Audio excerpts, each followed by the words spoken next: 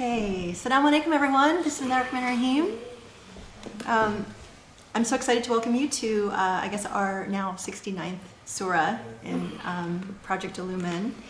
Alhamdulillah, you know, okay, well let me start with, I got a message, an email, which is not just for us, but for everyone here and everyone who's watching, so I thought I would just share it. Salam Grace, I just wanted to send a quick note saying I'm following the halakas like a snail, a little bit every day, making my notes and little summaries. Alhamdulillah, it fills my heart with such love and gratitude for this message. What an astonishing living moral document God has given us. Please send my salam to your whole family and all the students at Usuli. I love seeing the little jokes and interactions between you all. This work has been an incredible thing for me, and you, the Sheikh, and your family are in my every dua. So I'm so grateful that you know, I think this this week was, you know, obviously the holiday weekend, and we had such a blessing and honor to have a lot of loved ones here with us, and there were so many magical moments, and I think that you know, you really don't realize how special things are until you are surrounded by people who you love and who love what you're doing, and who share this journey with you. Because I've said many times, you know, this has been a lonely journey. We did this for many years before, you know, Usuli became a thing. And then even when Usuli started, there were just, you know, a small group of people that would follow. And then, alhamdulillah, with the pandemic, more people were searching online and found their way to what we were doing. And you know, like I wanted to say, yesterday's khutbah was really powerful. Sheikh talked about, you know, the importance of the Usuli voice and creating a safe space. And I feel like that's one of the things that's really missing in our world that is so necessary, is a place where you can come together with people who are, you know, not just brilliant, because certainly the people who have gathered and who are interested in following Usuli and the people who we know are, you know, like a laundry list of brainiacs. You know, it's like an Ivy League register, or, you know, people who are super passionate and you know, as I've said before, like perfectionists and overachievers. But the intellect part is super important, but none of it matters if you don't have heart and if you don't have piety.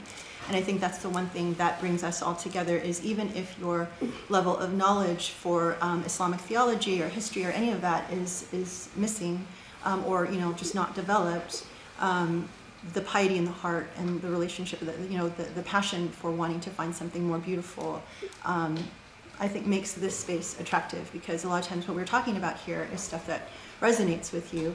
And you know, we try to make it a point to say, you know, here in this space you can talk about anything, and you'll hear us talk about anything, and things that other people are not willing to talk about because maybe, you know, they're worried about the political implication or the financial implication, or they don't have the bravery or the knowledge.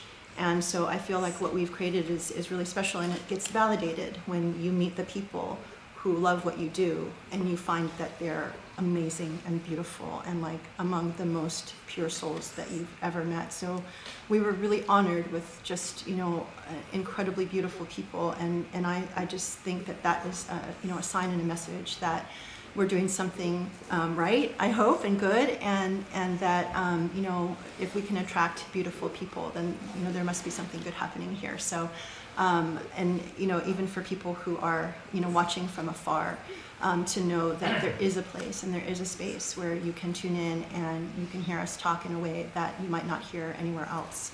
And so there's hope, you know, we're here. So, you know, and one of the things that is fabulous when you have a gathering of beautiful souls is then I get to reach out and say, hey, I need you to do me a favor. And I recruit people to come share this introduction space.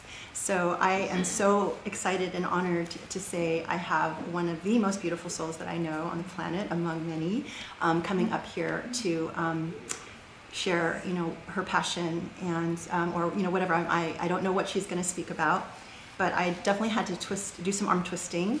And so I know she doesn't like speaking in public, and so I'm sorry, and I hope that she'll forgive me. But you know, this is one of those things where actually I wanted to use this opportunity to talk about this concept that actually Sheikh taught me many years ago, and that lives somewhere in his ocean of scholarship, but this idea of the tapestry of souls. This is a beautiful concept, tapestry of souls. And you imagine that each person has, like, you know, a set of gifts, right? A set of strengths and weaknesses that God has given them. And then you might match that person as the next panel on the tapestry with someone who has, you know, a weakness whose strength you can account for, and a strength whose weakness you can account for. And then you imagine multiplying that out to the entire, you know, like, world, and imagine that all these people are connected, strength to weakness, passion to passion to passion. And when they're all, like, focused towards God and saying, we're going to put this, you know, collective energy towards creating something beautiful, it's such a powerful idea. And it's one of the things that I have always remembered, and also, you know, remembering the story of how the Prophet, you know, would bring his companions and utilize their strengths. So I love the idea that here at Usuli, you know, we really work with, you know, people with their passion and their strength, and, you know, what makes them excited and lit up. And so I hope that this opportunity here, you know, someone speak at you know, the introduction, is a way, you know, to share a passion. And everyone has such an important role to play. Dariyat, right? That's a lesson from Surah Dariyat. Everyone has a really important role to play. So Mafez is, as I said, you know, a rock star, a superstar, someone who we met actually because she is part of a book club that is connected with Harvard, and they had read the professor's book, Reasoning with God, and they, you know, typically read, you know, these amazing books and then invite the author to come, you know, and engage and have questions. And it was a magical moment, honestly, and it was a wonderful way to meet, I mean, just a bunch of Mariams. You know, we have a term Mariam for the, you know, rock star, super empowered women who we try to encourage, you know, the growth of, like, this.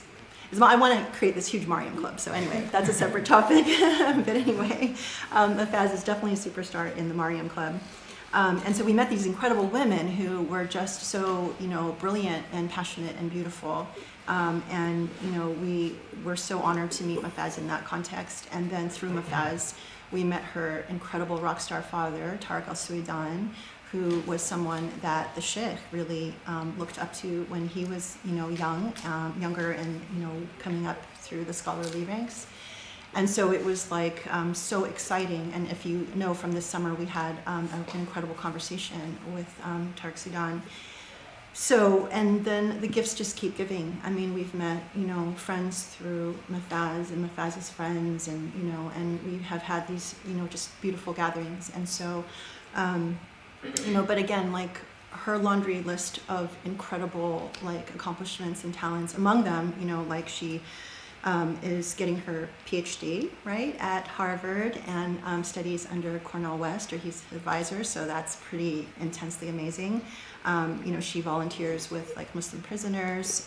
She speaks out, you know, against Palestine, Black Lives Matter. I mean, she's out on the front line. You know, it's just, like, really incredible. But aside from all of that, she is one of the most beautiful souls I have met. Her light just emanates from her eyes. You know, it's one of these people that you just meet and you feel an instant connection with, and it's like you just feel the love. And I think that that's, honestly, that's what I think pulls all of these beautiful souls here together, is just that love. And, you know, it's the knowledge is important, you know, the activism is important, but, you know, the most important thing is the love and the commitment to doing something beautiful, you know, for God, and building that relationship with God. And I think Mafez is just superstar Mariam in every way, like that. So anyway, now I know you don't like public speaking. I hope, you know, made it harder for you, but I just, yeah, I love Mafez, and I know you guys will love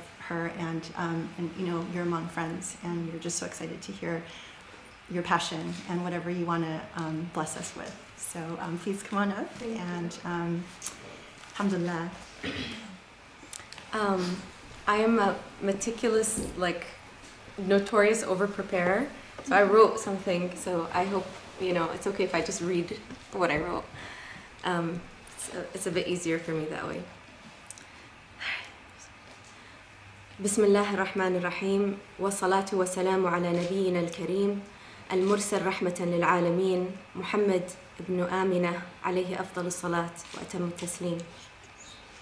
In the name of God, the Merciful, the Compassionate, we begin by invoking prayers and blessings upon the Messenger of God, the mercy of our world, our beloved Muhammad, son of Amina. May Allah be pleased with him and those who follow him. Ameen. We begin in gratitude to God, the One, the Majestic, the Sustainer, the Just, the Gentle, the Wise, the Witness, the Judge, the Accounter, the Restorer, the Advocate, the Steadfast, the Friend, the Truth, Al-Haq. We begin steeped in our reliance on the One who grants us life, blesses us with the ability to wonder, and bestows knowledge within us in ways that we know and ways that we do not know. We begin in awareness that we walk a trodden path, laid by prophets, companions, believers, workers, laborers, seekers, and those whom the world calls sinners, but whom only God knows the holiness of their core.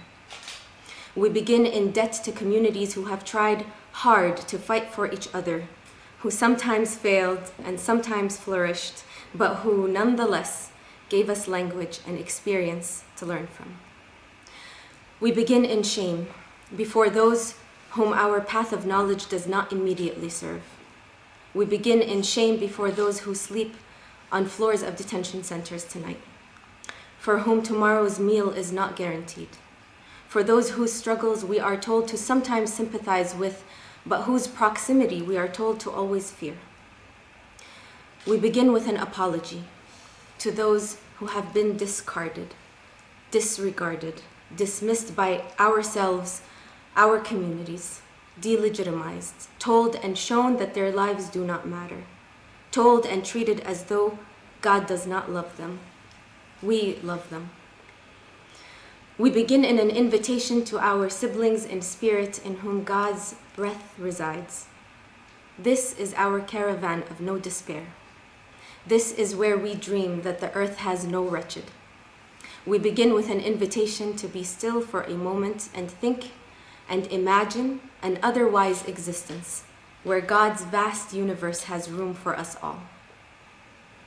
When I was asked to give some remarks as an introduction to today's session, my immediate reaction was to say no, as that is my immediate reaction when anyone asks me to speak about anything ever.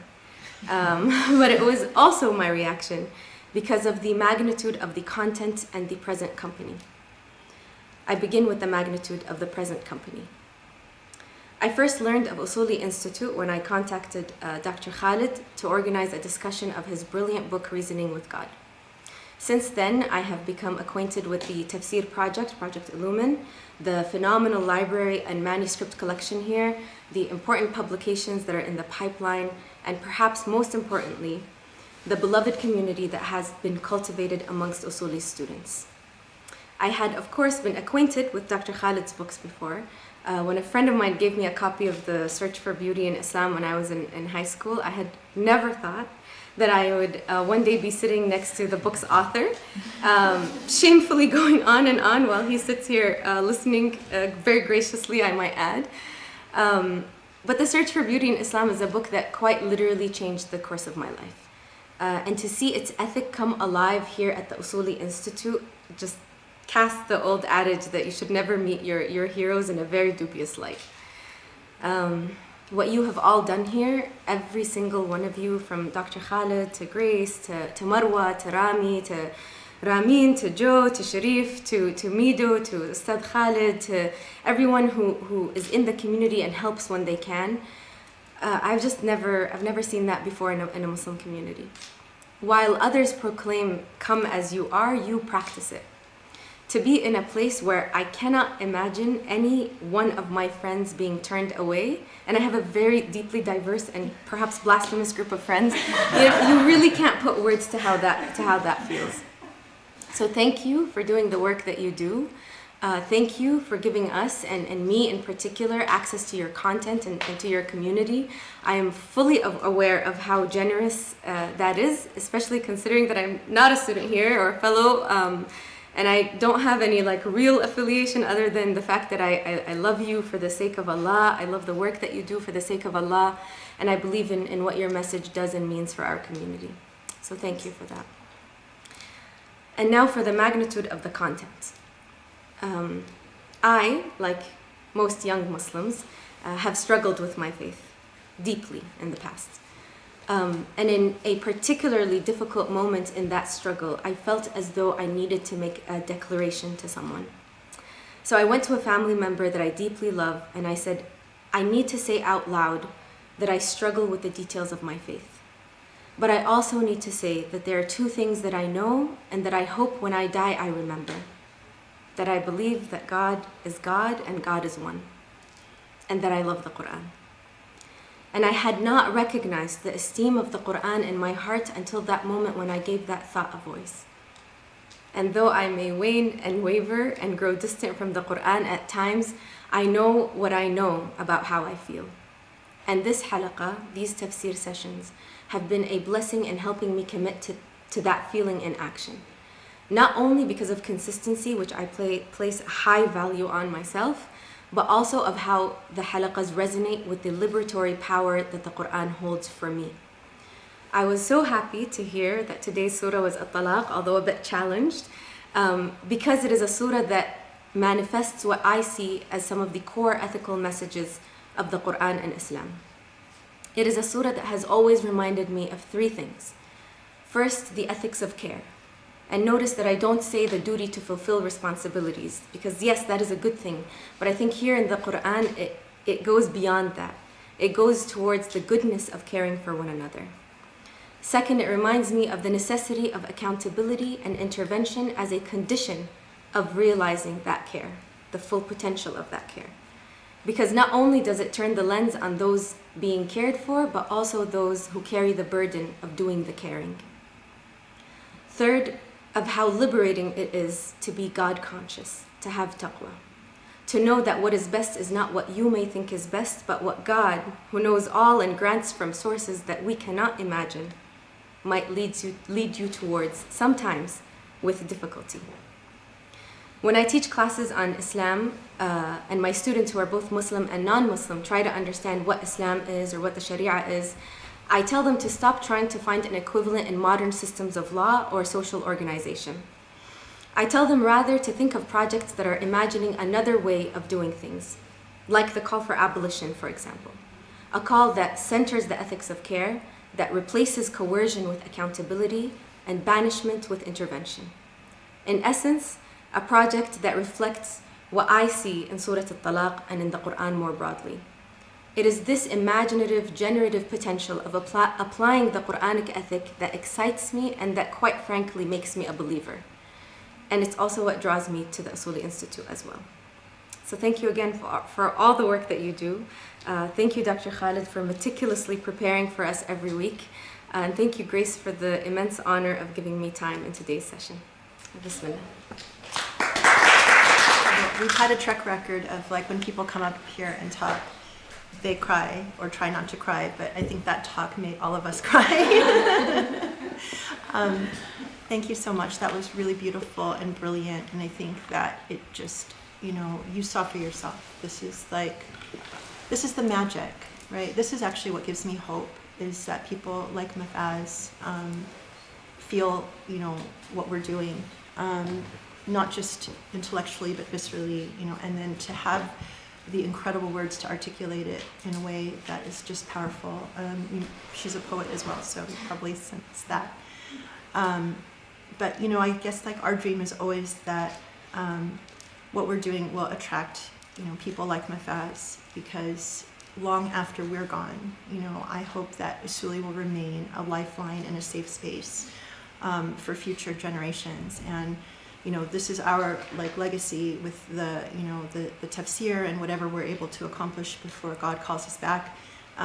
But it's like planting seeds for the future that I see, the next generation and the future generations can hopefully, water and sow and turn into an incredible magical forest of liberation and empowerment and knowledge and anything else that, God will bless.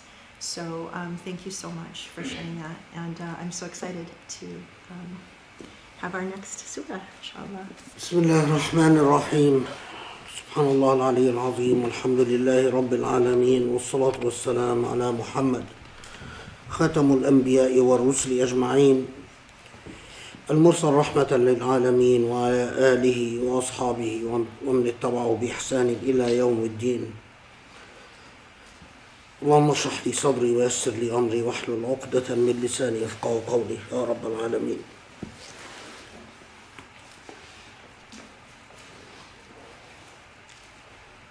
Today's surah is Surah Talaq.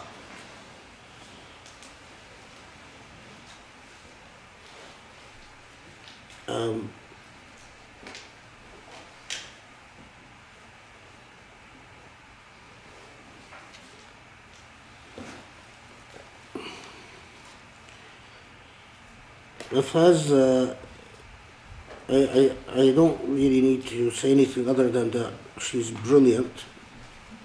And,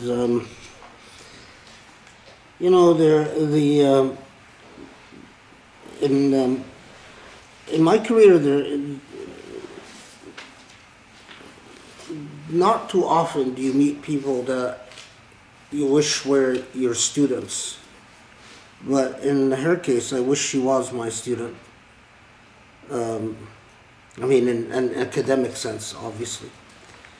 But, subhanAllah, I didn't know that she was going to say what she said about Surah Talaq. And if you get the opportunity, because this is recorded, play it back and listen to it carefully, because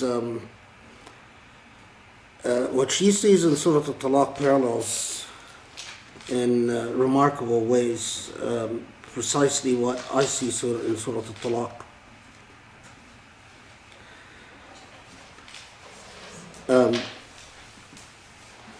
Okay, so Surah Talaq, of course, is a Medina surah, and it is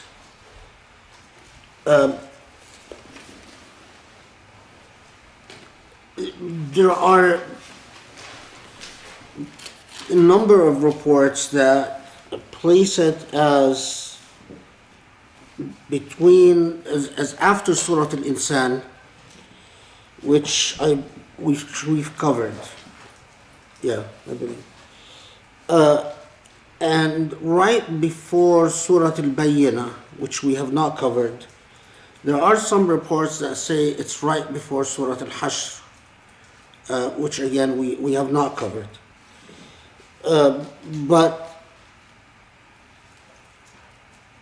after Surah Al-Insan, so it would be, then that would also mean that it is after obviously Surah Al-Baqarah, after Surah Al-Imran, after Surah Al-Nisa, after Surah Al-Zalzala, after Al-Hadid, after Surah Al-Rahman, and would place it in the mid-Medinian period.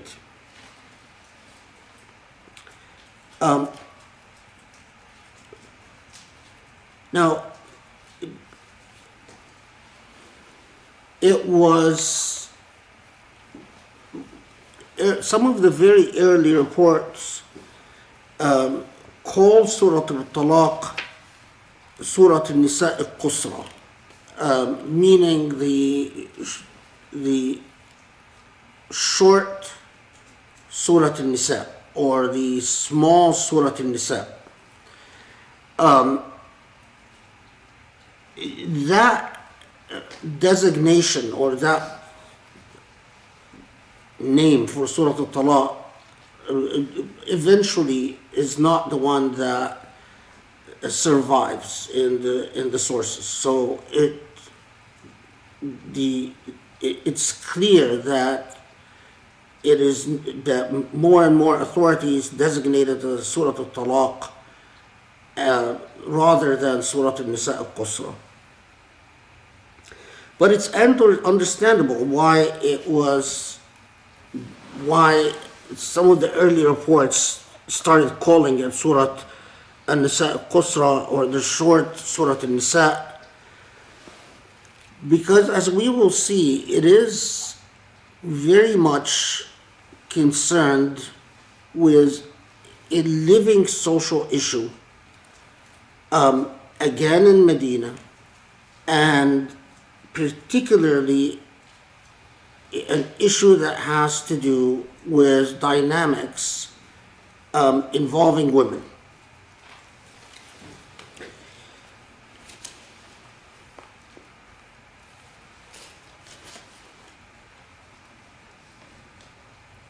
But what is really fascinating about Surah Talaq is that once you study the content, in so many ways,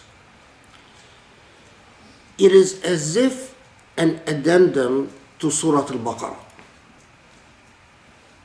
In so many ways, it is as if it's like literally an appendix to Surah Al-Baqarah, an afterword to Surah Al-Baqarah. And particularly the part of Surah Al-Baqarah that talk about divorce and that talk about waiting periods. And there are numerous reports that, in fact, reports that I'll comment on in a second, but that say that Surah Al-Baqarah addressed divorce, addressed waiting periods, but Surah Al-Baqarah left left a gap in the law, if you will, that this gap that was concerned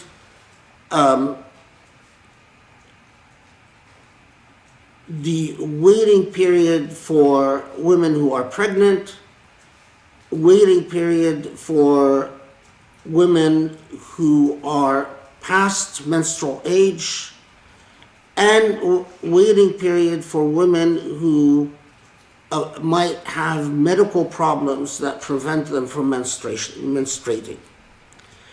And that, in fact, people in Medina, this is some of the reports that you read in the tradition, that people in Medina were started asking questions about these particular situations that were not addressed by Surah Al-Baqarah, and that then Surah Talaq was revealed.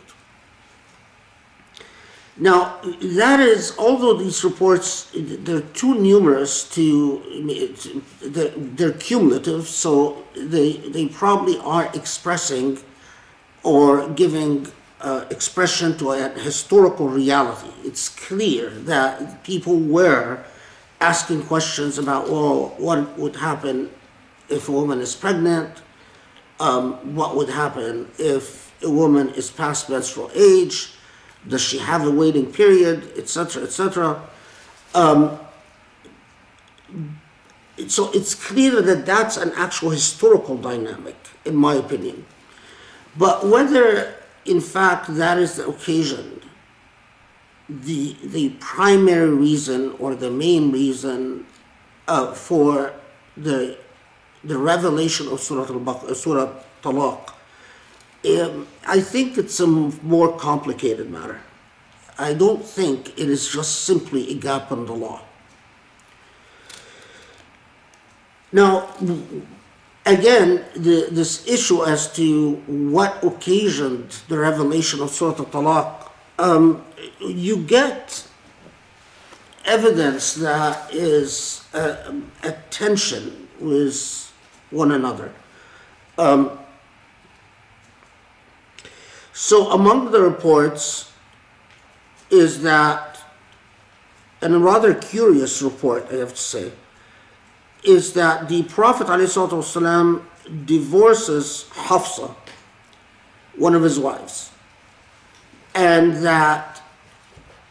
he divorces Hafsa according to these reports because he had disclosed something to her which she was supposed to keep secret, and then she went and told Aisha radiallahu anha, and this eventually led to the Prophet divorcing her. But then the report says, but then the Prophet was told that Hafsa is intended to be, or that God has decreed that Hafsa is going to be one of his wives in paradise, and that he has to take her back. Upon which the Prophet did take Hafsa back, and that this was why Surah Talaq was revealed. From a chain of transmission perspective, there are many problems with this report, including in the link a transmitter who's not named, including the report going back to including a gap between the person who says, I heard it from the Prophet, and the person who says, I heard it from the person who heard it from the Prophet. So a missing link in the chain of transmission. So in terms of chain of transmission, there are problems with this report. The other, whether the Prophet ﷺ ever divorced Hafsa is a serious question. I very much doubt this entire narrative about divorcing Hafsa. And when that tradition says that the Prophet ﷺ was told to take her back, we are never told by any of the reports who tells the Prophet to take her back. What was the form of telling? Was it Jibreel coming to the Prophet and telling him to take her back? Was it the Prophet doing istikhara in some other form? But there are many other questions that makes one suspect that both of the historical veracity of that narrative, and that in fact this was the reason that Surah Talaq was revealed. There are other narratives. One, for instance, that Ibn Umar divorces his wife, but divorces her during her period, during her menstrual cycle. And that Umar ibn Khattab radiallahu anhu goes to the Prophet ﷺ and tells him that my son has divorced his wife during her menstrual cycle, upon which the Prophet ﷺ then orders Ibn Umar, or instructs Ibn Umar that that's inappropriate or that's improper, and that he cannot divorce his wife during her menstrual cycle. And the report even goes on to say that a divorce has to be a Sunni talaq, or a correct talaq, has to be during a period of purity, in which there was no intercourse. So the entire period of purity if there was intercourse in the period of purity, then that talaq, according to this tradition, and this is a very contested issue in law, then that talaq is invalid, and you have to wait for a period of purity in which there was no intercourse for a talaq to count. And according to then these traditions, that this was an occasion for the revelation of Surah Talaq.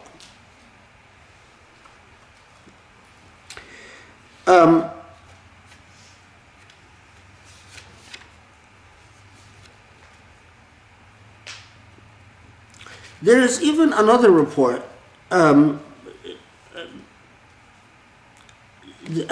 a figure called Abd Yazid, who reportedly divorced his wife and divorced his wife again during her menstrual cycle, and that the Prophet ﷺ instructs him that that's improper. But just so you understand the complexity of these hadith traditions, and that this was the reason for the revelation of Surah Talaq.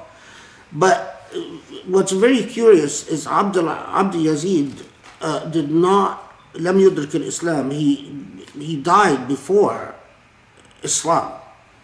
So it is impossible that this would have been the reason for the revelation of Surah Talaq, because he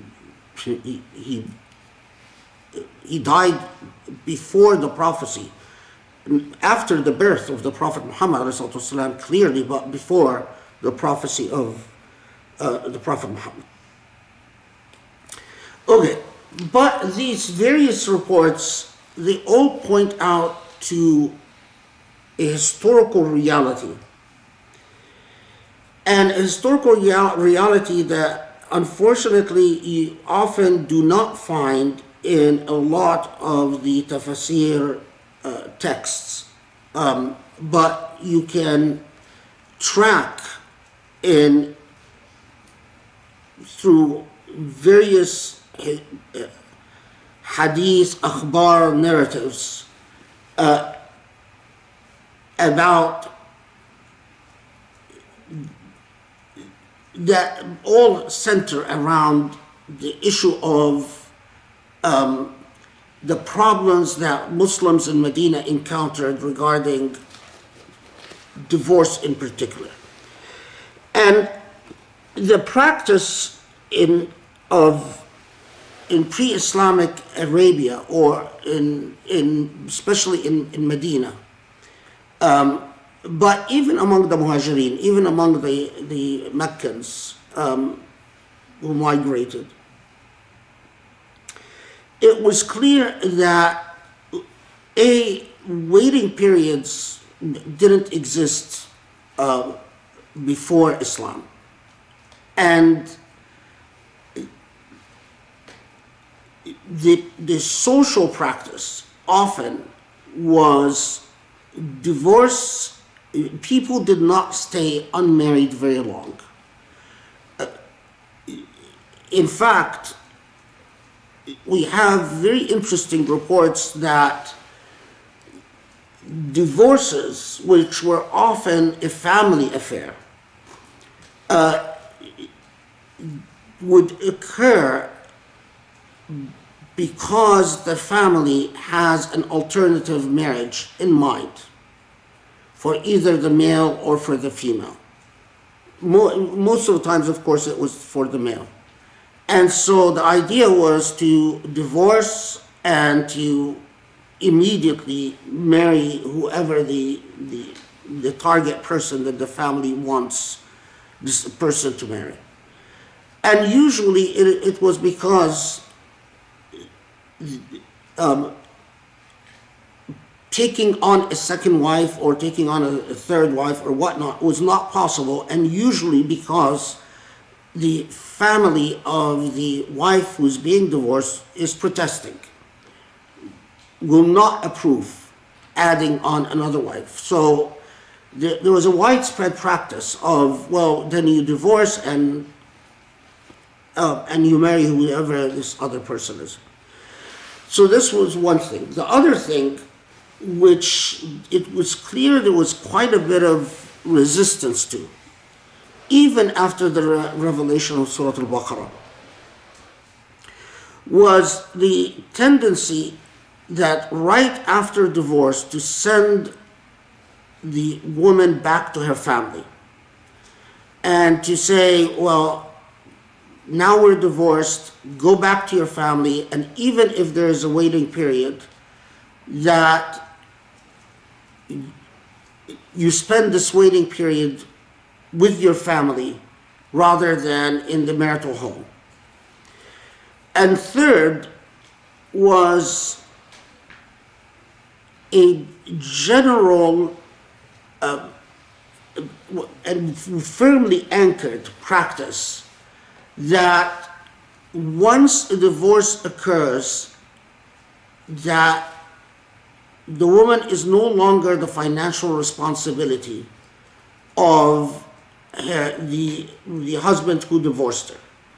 so that whether in her waiting period or whether during her pregnancy or whatnot, if a divorce occurs, then immediately financial responsibility passes on to her family. And you find a lot of very interesting narratives about the difficulty in getting these social practices to change, in getting people to wait after a divorce before remarrying, in getting people to not resort to the fiat position of, well, go back to your family, we're now divorced, so even if there is a waiting period, as Surah Al-Baqarah mandated, then that waiting period should be with your family. And of course, the issue of financial support. And as we'll see, it is important to understand the social background to Surah Talaq itself.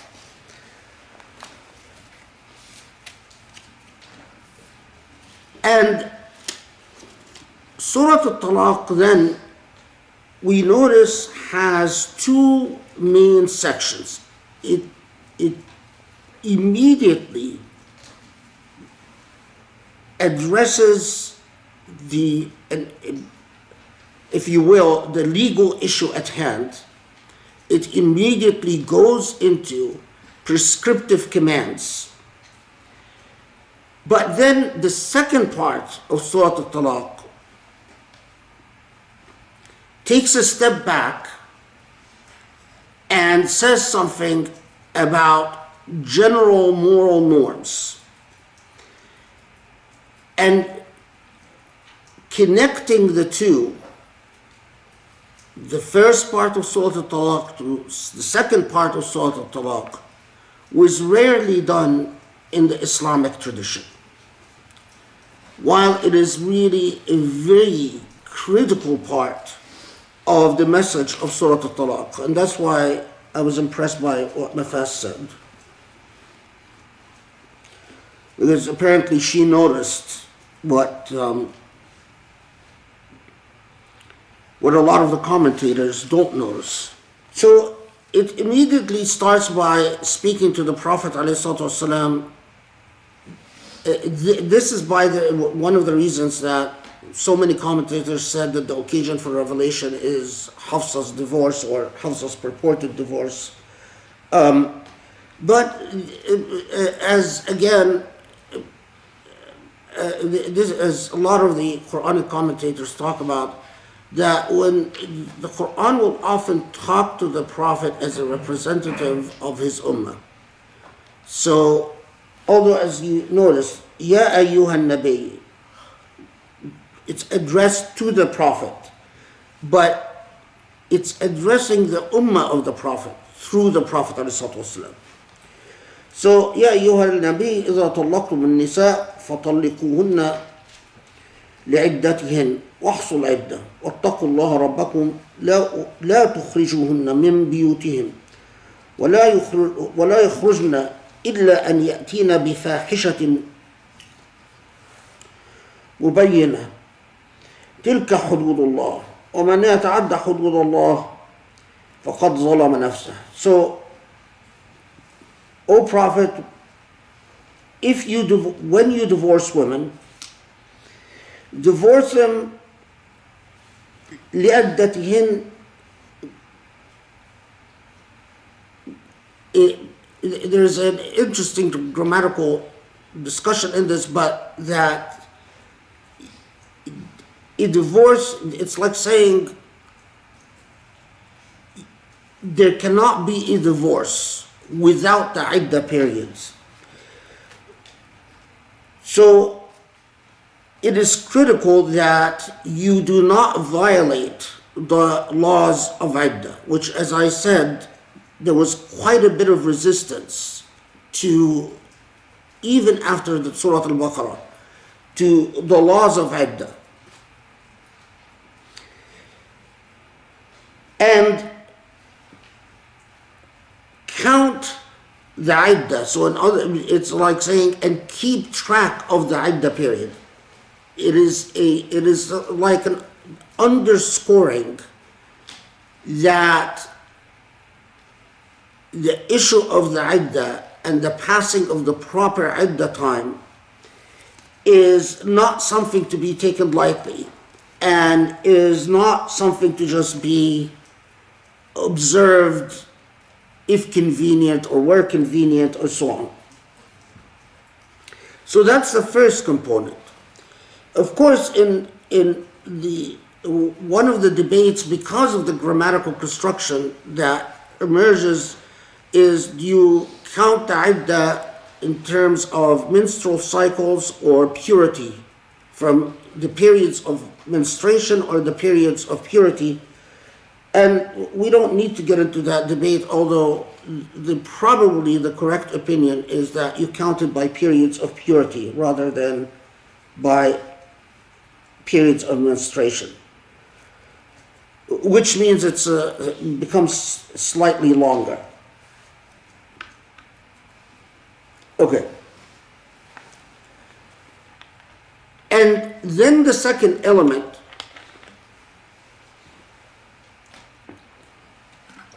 which the surah immediately addresses is the issue of ikhraj. Now notice, and this is something that the commentators on the Quran notice themselves too, that it says, لا تخرجوهن من بيوتهن. Don't expel them, don't force them out of their homes. Now, the practice, social practice, was that the home was always the responsibility of the husband. It is the husband who buys the marital home. It is the husband who provides the marital home. It is the husband who furnishes the marital home. And the woman enters the marital home, and upon a divorce, she returns to her family home and leaves the marital home. And commentators paused at this issue of why the Quran refers to the marital home as their homes. Now, many commentators said, well, the reason for that is to emphasize that as long that ethically, rather than legally, that as long as the marriage continues, including the waiting period, it is still considered her home. So, and although legal title is with the husband, that as a khuluqi matter, as a matter of ethics, that this is to be treated as her home. And thus, she cannot be forced out of the home during this waiting period. Now, in Islamic jurisprudence, there are prolonged discussions about this issue of residence in the marital home after pronunciation of a talaq.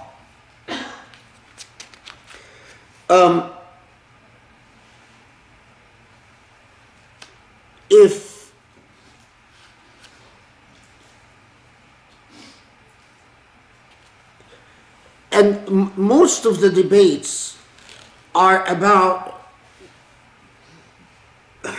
the range is quite wide, let's put it this way. Some conceived of this issue of being in the marital home in the waiting period as if, from our modern perspective, a detention period. So effectively, the woman is in the marital home and she should not leave the marital home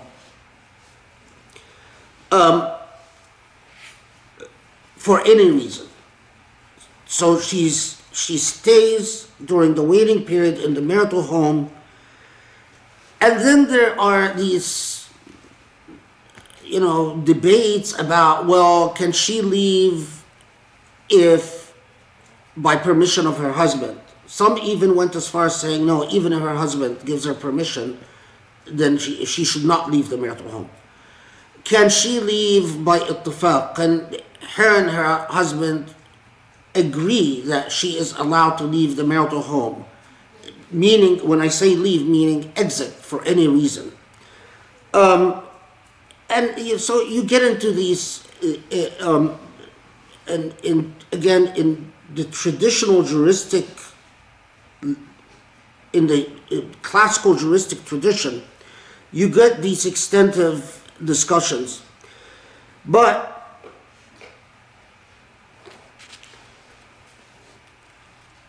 And then those who say, well, she may leave for a necessity. So only if there's something really important that she needs to leave the marital home for. But, there is,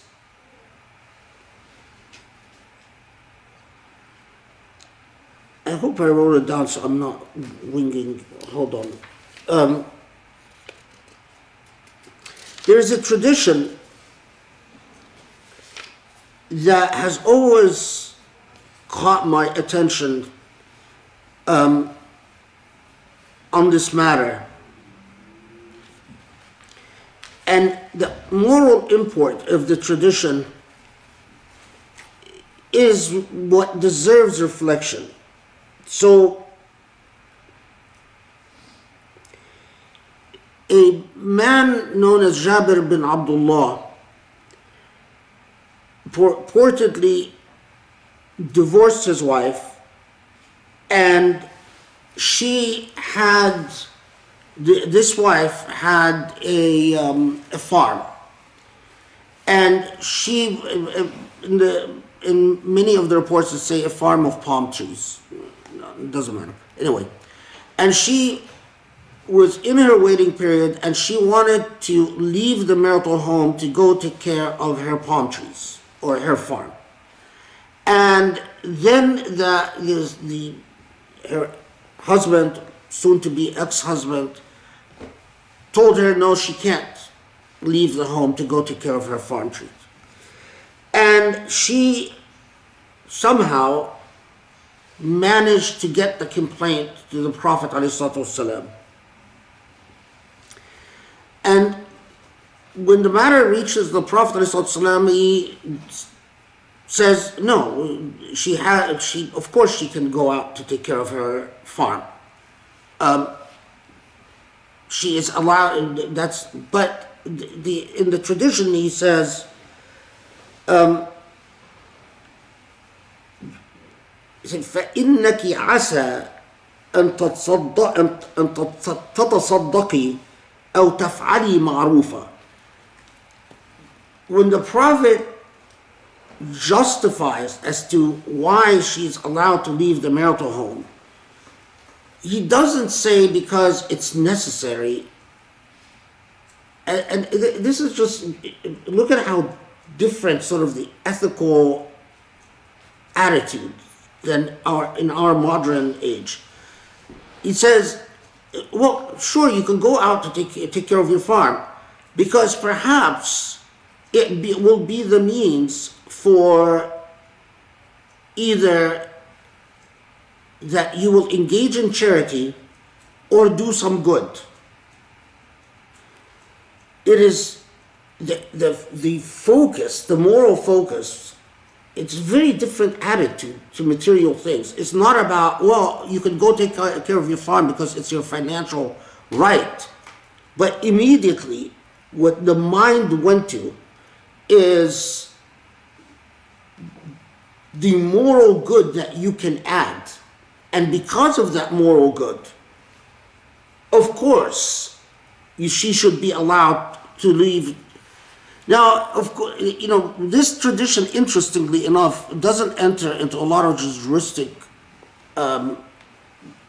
discourses for whatever reason. But I'm just telling you what the tradition says before getting to my interpretation of Surah Talaq. Okay. And so they have a right to live in the marital home during the waiting period, and they cannot be forced out of the marital home إلا أن يأتينا بفاحشة. Now, here, fahisha is immoral conduct. And not just immoral conduct, but the Quran adds the word mubayyina. Mubayyina, so first is the issue of what is the immoral conduct that the Quran is talking about. Second thing, why does it say mubayyina? So Muhammad Asad, you notice he translates it at unless they become openly guilty of immoral conduct. For Muhammad Asad, it is immoral conduct that is out in public. Most jurists said no, mubayyina means immoral conduct that is well attested. In other words, there are witnesses to that immoral conduct. And the witnesses are fair witnesses, that there are, in other words, it is not just the testimony or the desire of the husband. As a legal matter, this is what we say, once the Quran says mubayyinat, means that there has to be a process. It is not simply the will of the husband. It is not simply the say-so of the husband, but that there has to be a process where the husband goes to a party. And when the Prophet was alive, it was mostly the Prophet. But upon the death of the Prophet, it was, of course, during the Khilafah period, the period of Abu Bakr and Umar and Uthman and Ali, it was usually the Khulafa or their governors, but then later on, it was to a judge. And you plead, what you argue is there's a fahisha. Now, in Islamic law, there is a huge prolonged debate about whether the immoral conduct the Quran is talking about, is it limited to sexual misconduct. So the husband has the right to turn her out during the waiting period only if she engages in sexual misconduct. The sexual misconduct is short of adultery or fornication, doesn't need 4 witnesses, but sexual misconduct that there's evidentiary proof as to the occurrence of the sexual misconduct. Or whether it also includes, beyond sexual misconduct, things like using obscenities against the family of the husband. The reason for this is that apparently some of the earliest cases that came up is a woman who during her waiting period, but this was after the revelation of this surah, so it's not, but apparently, reportedly it took place during the time of Umar ibn Khattab, that she constantly cursed out her mother-in-law during her waiting period and used some very obscene words, including references to private parts and so on. And so that the husband goes to I forget if it was Omar himself or a governor, but anyway, and says, she's constantly cussing out my mother. Does this qualify as a fahisha? And and in this report, it is determined that yes, this does qualify as a fahisha, and so she can be sent back home. Okay. And notice then, وَتِلْكَ حُدُودُ اللَّهِ وَمَنْ يَتَعَدَّ حُدُودَ اللَّهِ فَقَدْ ظَلَمَ نَفْسَهُ. That the emphasis that you don't have a choice on this matter. When the Quran underscores something like this, and especially underscoring it after the revelation in Surah Al-Baqarah, in I think it's the 230s of Surah Al-Baqarah or so, low 30s, that is often a very good indicator that you had a persistent social issue. In other words, that there was social resistance to that practice. And in fact, when you delve into a historical research, you find that that suspicion is borne out. That the underscoring that these are God's boundaries, and that transgressing God's boundaries is a particular form of dhulm. It is because this was not a popular measure in the social dynamics of early Muslim society. Okay. Now, لا تدري لعل الله يحدث بعد ذلك أمرا.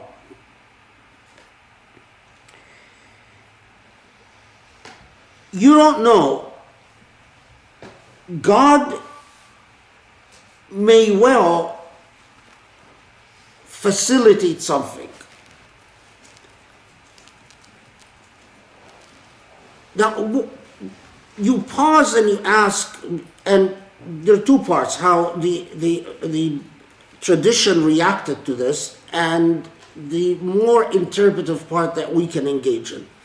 So in terms first of the tradition, most Quranic commentators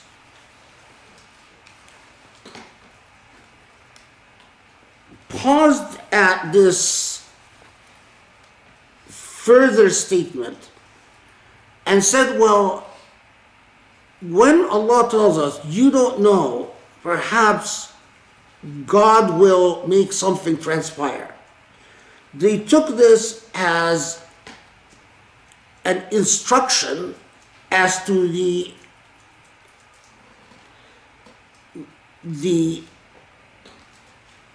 part of the purpose of the waiting period.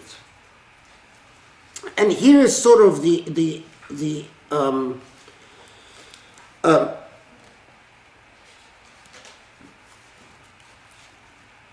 we know that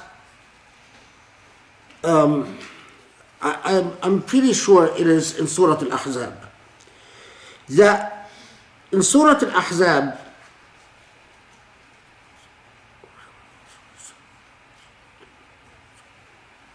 it is Surah Al-Ahzab. Yeah. In Surah Al-Ahzab, that if two people marry and they don't consummate the marriage, there's divorce before consummation, there's no iddah. There's no iddah period. So, what is the point of the iddah period? If the point of the iddah period, if they don't, from what Surah Al-Ahzab says, it seems that the point of the iddah period is to make sure, it was known as istibra, that there's no pregnancy, that it is clear that there is no child belonging to the marriage. But there is an issue, right?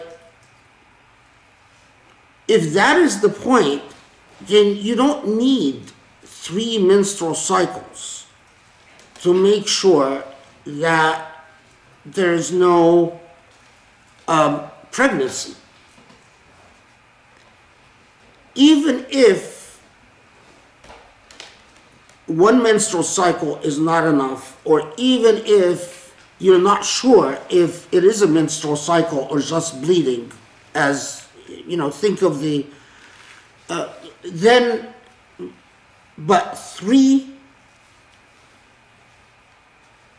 interestingly, this has particular importance in our modern age, right? Because if the purpose of the iddah period is simply to make sure that there is no pregnancy, well, in the modern age, we have means of finding that out without having to go through the waiting period.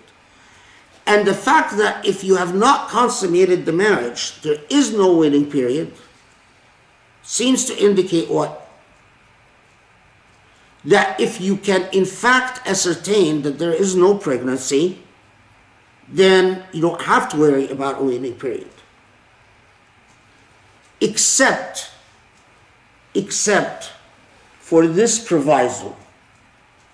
لا تدري لعل الله يحدث بعد ذلك أمرا. Because when Allah said that, that gave Muslim jurists pause.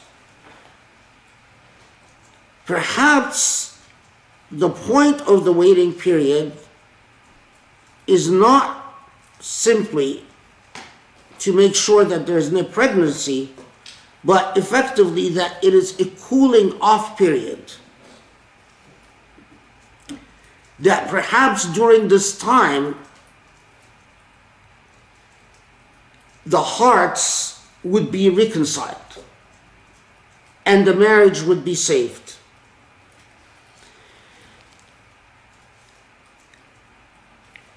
Now, if so, however, then Muslim jurists started wrestling with another issue.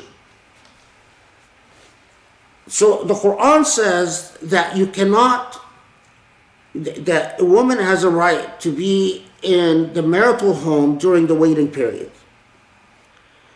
But how about the husband? Can the husband leave? So can I say, well, you stay here and I'm going to go back, I'm going to go stay with my brother, or I'm going to go stay with my parents?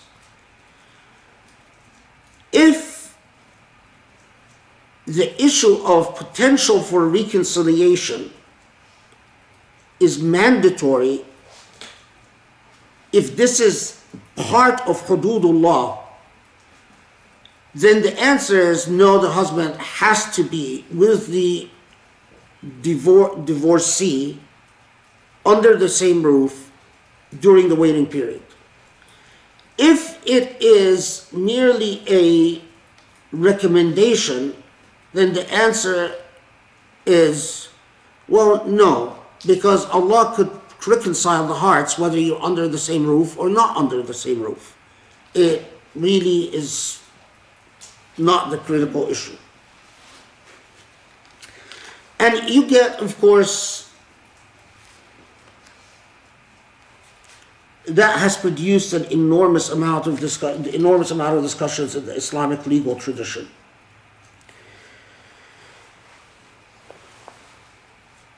Okay.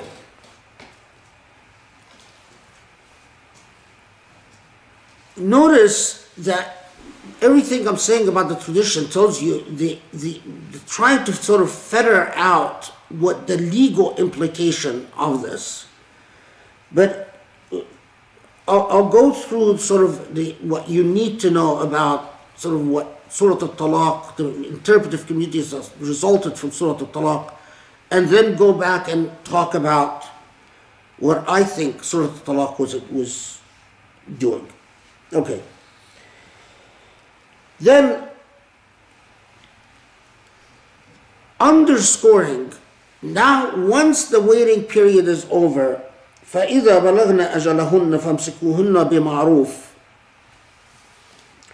أَوْ فَارِقُوهُنَّ بِمَعْرُوفٍ. That once the waiting period is over, it's either the marriage continues bima'ruf, in goodness. Muhammad Asad says in a fair manner. Ma'ruf, yeah, a fair manner, or in goodness, in decency. Or you separate in goodness. Again, the interpretive tradition.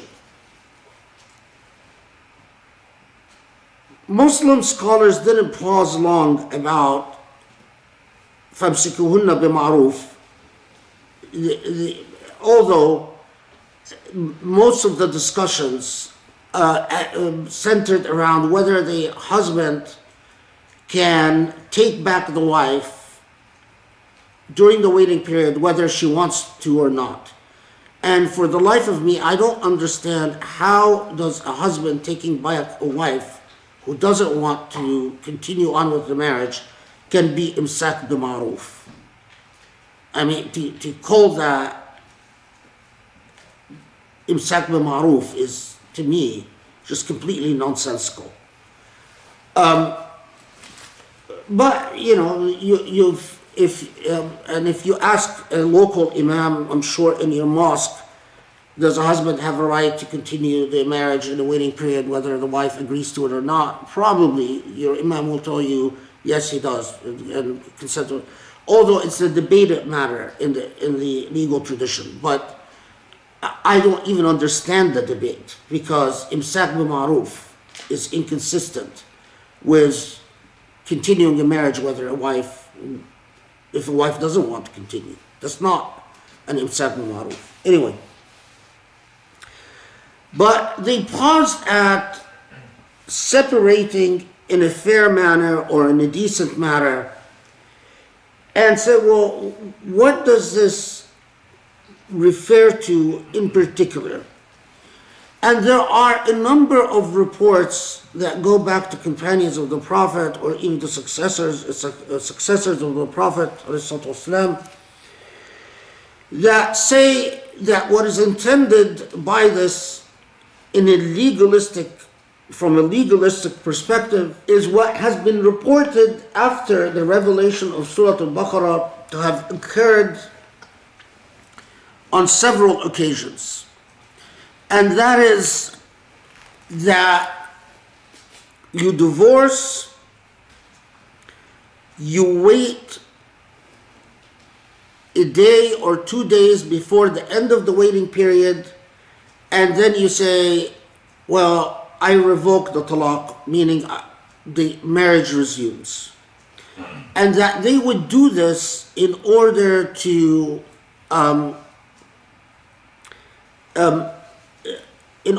harass a woman. So they would play around with the exploit the waiting period in order to aggravate the woman by going back and forth. And the vast majority of jurists said that this is what, when it says فَارِقُهُنَّ بِمَعْرُوف, means that you can't do that. That's haram.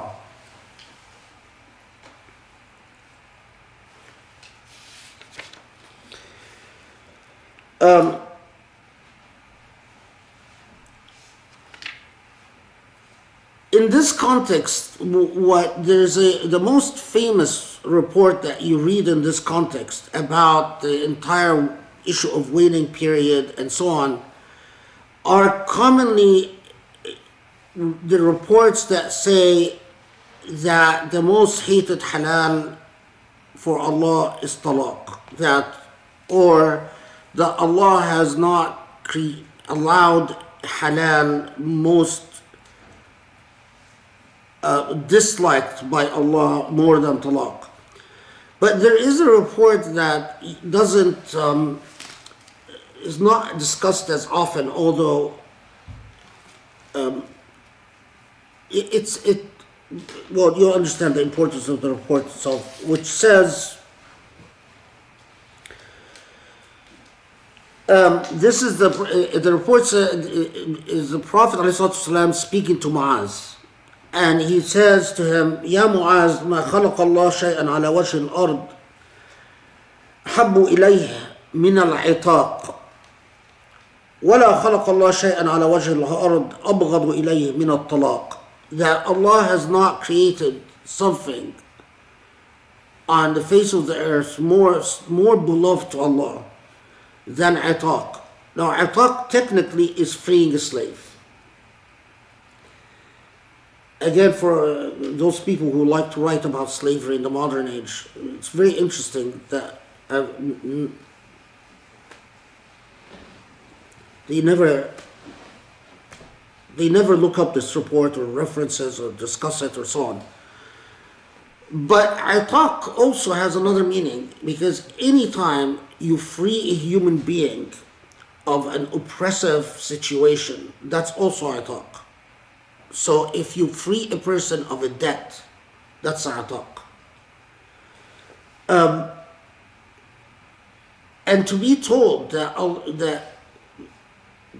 is nothing more beloved to Allah than to free a slave or to free a person of debt. Imagine if we listened carefully to the ethical import of this message. The report then continues on to say that, and at the same time, Allah has not created anything more hated to Allah,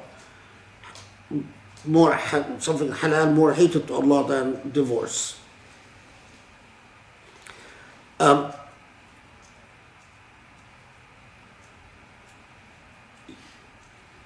These are, the types of traditions that have not been ethically vetted out, meaning that Muslims did not work out the ethical imports of traditions like that in a systematic and analytical fashion.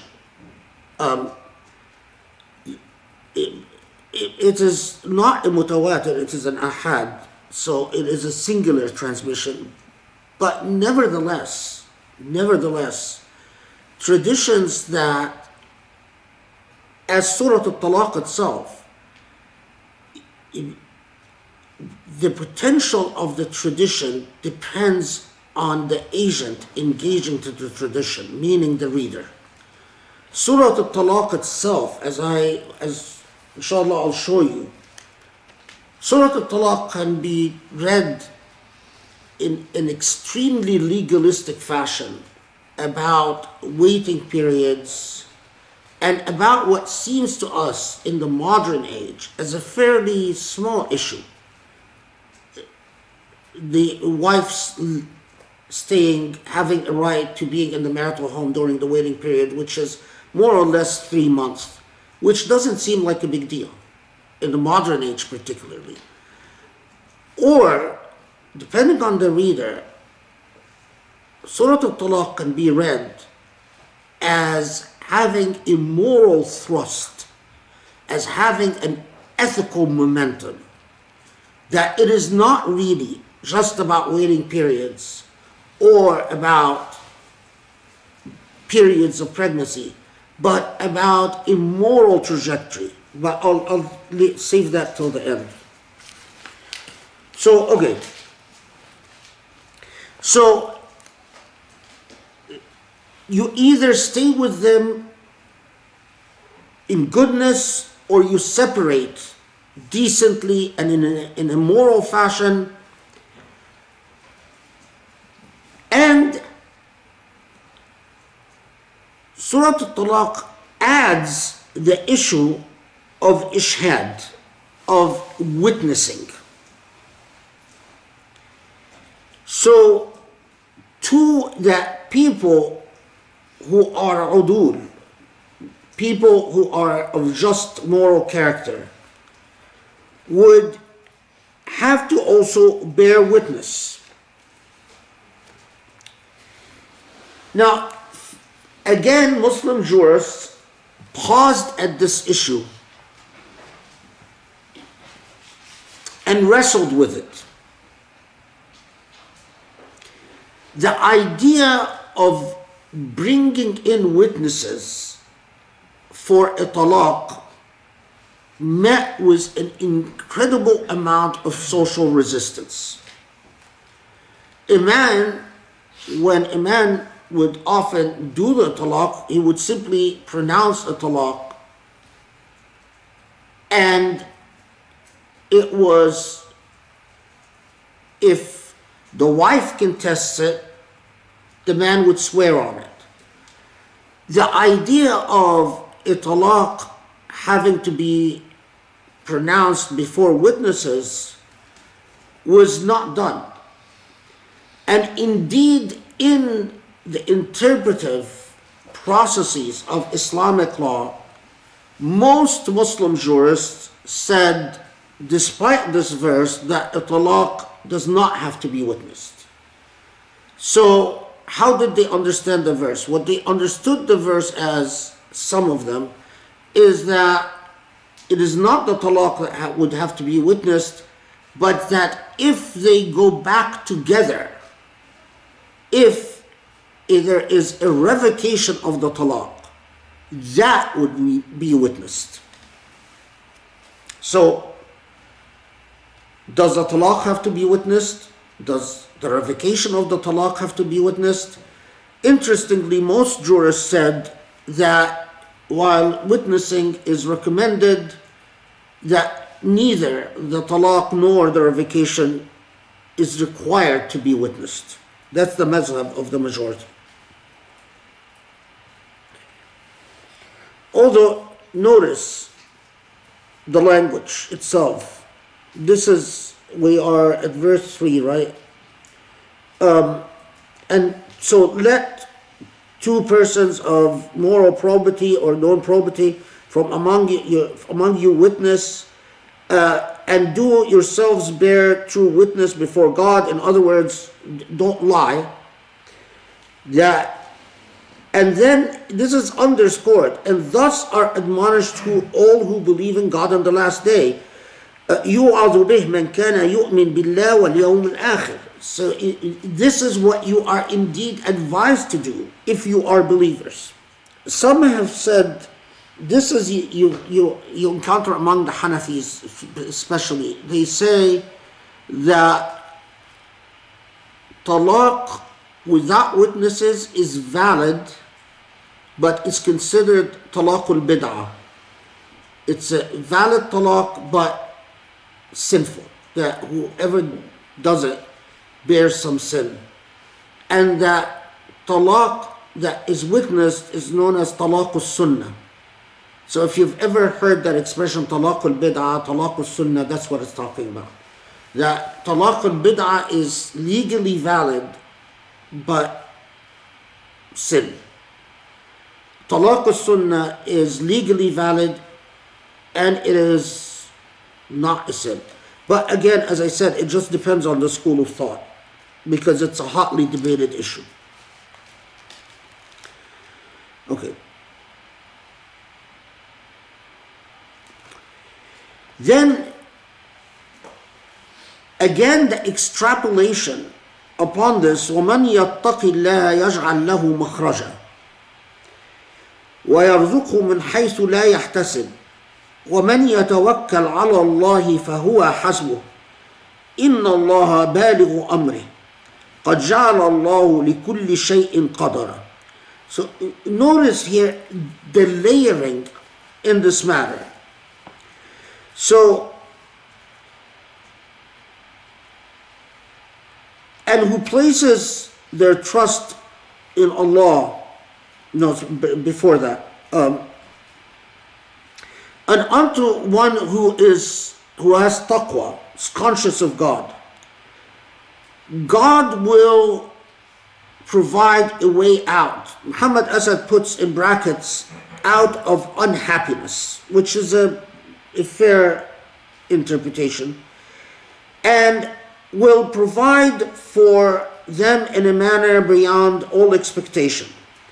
And for anyone that places their trust in God, فَهُوَ حَسْبُهُ, meaning that God alone is sufficient for them.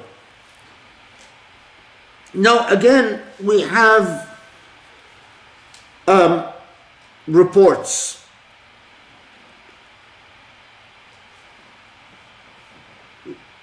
There are some reports that say that a man went to the Prophet and complained that poverty and that he has many children and that he's poor, and that the Prophet ﷺ said, "Ittaqi Allah wasbir," be conscious of God and be patient. And that this was the reason for the revelation of وَمَنْ يَتَّقِ اللَّهَ يَجْعَلْ لَهُ مَخْرَجًا and so on. There is another report that Auf bin Malik al-Ashja'i goes to the Prophet ﷺ and says that his son was captured in a raid by a tribe that is hostile to Muslims, and that his mother is crying and is in despair. And that the Prophet ﷺ said, "Istakthir min qawl la hawla wa la quwwata illa billah." The Prophet advises him and his wife to consistently repeat, "La hawla wa la quwwata illa billah." There is no strength and power save in Allah. And that they persevere in doing this, and when they do this, they find their son coming back. What happened is that their son not only escaped captivity, but managed to escape captivity driving. He usurped, or he took sheep that belonged to the tribe that captured him. And by the laws of war of the time, that sheep is fair game if you are with people who had open hostility with you. And that when al-Ashja'i goes to the Prophet ﷺ and said, "My son returned with the sheep of the enemy," the Prophet says, "Keep the sheep." And that was the occasion for the revelation of مَنْ يَتَّقِ اللَّهَ يَجْعَلْ لَهُ مَخْرَجًا. There is another narrative that has always touched me. That narrative it says that there was no particular occasion for the revelation of this, but that it was revealed, and that after it was revealed, the Prophet ﷺ was sitting with Abu Dharr al-Ghafari, and that he kept repeating, وَمَنْ يَتَّقِ اللَّهَ يَجْعَلْ لَهُ مَخْرَجًا وَاتَّقِ اللَّهَ يَجْعَلْ لَهُ مَخْرَجًا, and kept repeating it so often and so long until Abu Dharr, who was a young man, fell asleep. And then when he woke up, the Prophet ﷺ looked at him and said, "Abu Dharr, if people only knew that in this statement, whoever is conscious of God, God will create a way out for them. لَكَفَتْهُمْ, it would have been sufficient for them." Meaning it would be a means of liberation for them. وَمَنْ يَتَوَكَّلْ عَلَى اللَّهِ فَهُوَ حَسْبُهُ is similarly that whoever relies on Allah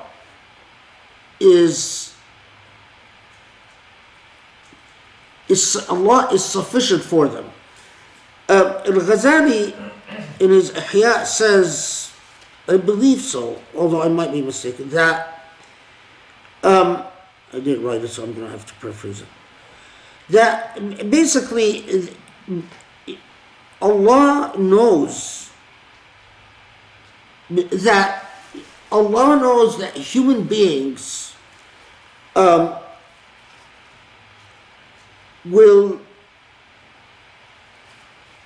wedded to the idea of causation, and that human beings, their immediate inclination is to attribute power to whoever leverages causation in their life, and that to internalize that in fact, despite the appearance that power is held by that who leverages causation, to truly internalize that ultimately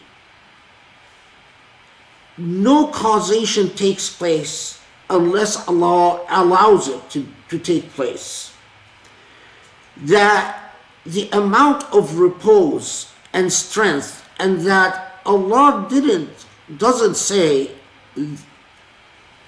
this to encourage a tawakkul, not to encourage people to be fatalistic, but to comfort the hearts of people in accepting fate in their life after they do all they can, surrender the rest to Allah. His passage was, or the passage that I think was Ghazali's, was so nicely put. Anyway, okay. Now, notice, because we'll come back to this, that this is, however, despite the reports of occasions for revelations, which, again, I believe that these were historical events.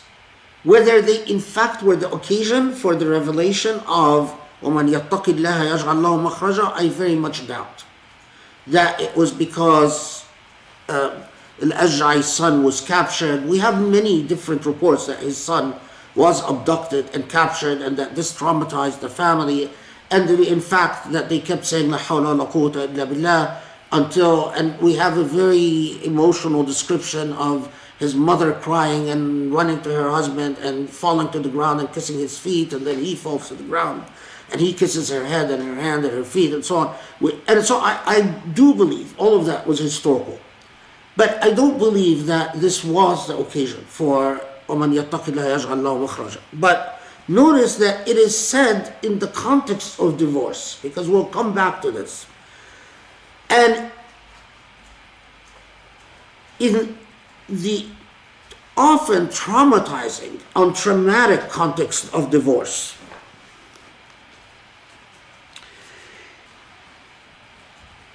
وَمَنْ يَتَوَكَّلْ عَلَى اللَّهِ فَهُوَ حَسْبُهُ. And again, that who relies on Allah, who counts on Allah, Allah is sufficient. It is said in the context of divorce. In Surah Talaq, and I'll come back to this because it is, I think, critical. Okay. Then Surah Talaq moves on to address what was not addressed in Surah Al-Baqarah. And this is verse 4. That those يَئِسْنَ مِنَ الْمَحِيضِ, those who are beyond menstrual age. Now, in Islamic law, there's long discussions about what is beyond menstrual age. And interestingly, a lot of Muslim jurists said 55 and 60, which, Allahu Alam, in one of the things I read once a book about the history of menstruation, and it had some remarkable information about how the cycle of menstruation actually shifted among human populations. That it would come, that just because we experience it in certain ages, in the modern age, that's not necessarily true throughout human history. Of course, the author tied it to evolutionary things, but he had a lot of compelling evidence about environmental factors and psychological factors, and anyway, it was very interesting. Anyway, but these are, even their discussions about at a particular age, the critical matter legally is individual case by case. That those who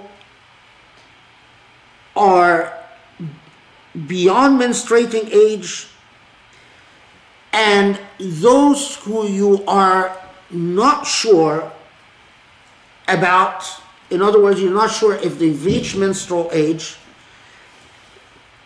وَاللَّائِي لَمْ يَحِضْ, and those who do not menstruate. Now, there's a legal issue that you should know about because, again,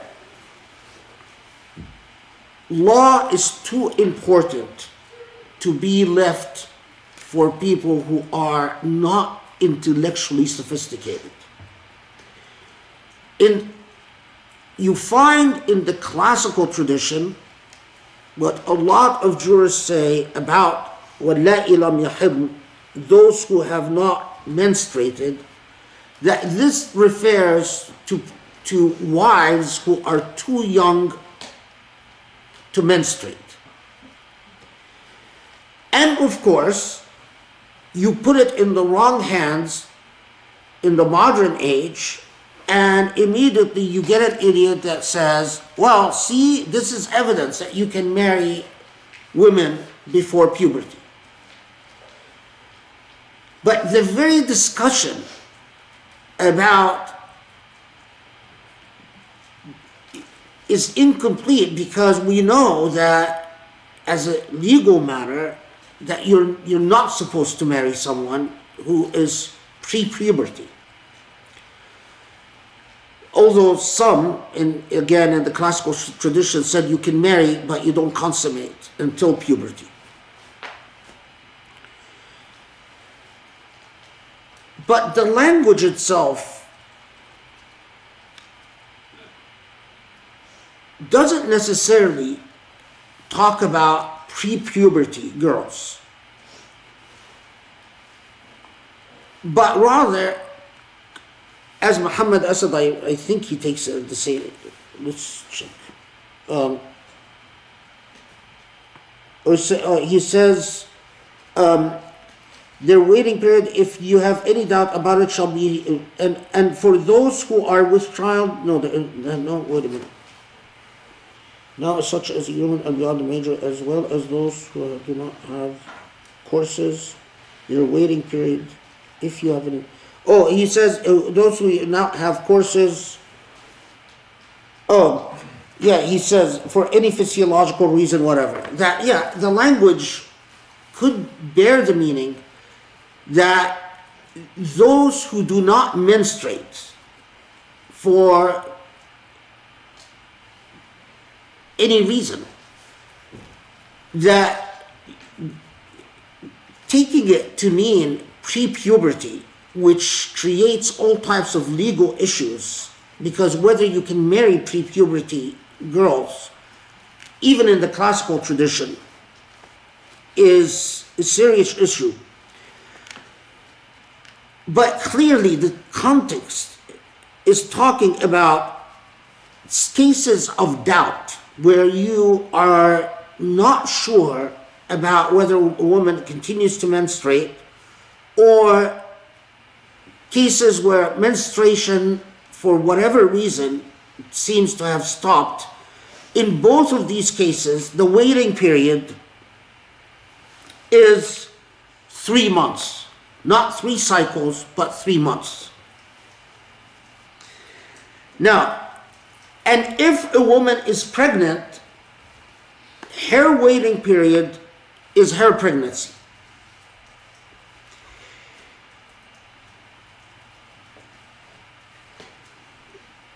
There is a tradition.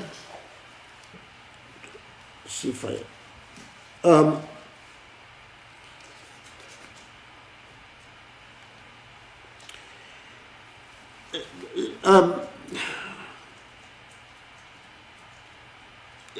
I think her name was Subay'a al-Aslamiyya. That Subay'a was pregnant, and but no, Subai'a's case was her husband died, and after her husband died,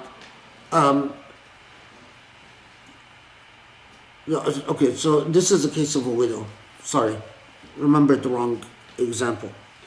Because she waits 40 days after she gives birth. But anyway, for a woman divorced during her pregnancy, her waiting period is her pregnancy. Which, I mean, interestingly, again, going back to the issue of the waiting period, gets into these discussions, what is the purpose of a waiting period? Is it as a cooling off period, لعل الله يحدث أمرا, or is it to make sure that there's no child to marriage, which, as we talked about, then runs into these countervailing considerations. Okay. Then, emphasis in verse 5 that ذلك أمر الله أنزله إليكم, that this is indeed what Allah is reminding you to observe, and that if you follow in observing these laws, then يعظم الله له أجرا, that your reward is with Allah, or a vast reward or abundant reward. Okay. Then we come to verse 6.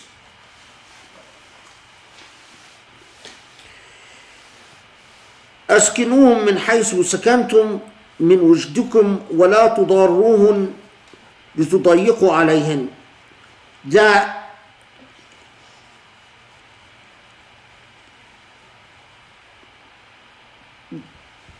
verse 6. Okay.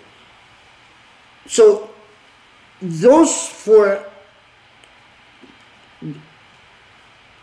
the normal way that this is understood, meaning all the tafsir say that during the waiting period, then they should live in a manner that they are accustomed to, and that you are not allowed to either harass them or to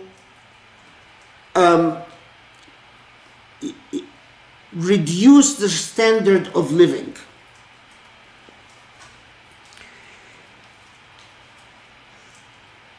So in other words, you can't say, well, during the waiting period, let me cut her expenses in half, or her whatever she's accustomed to in half.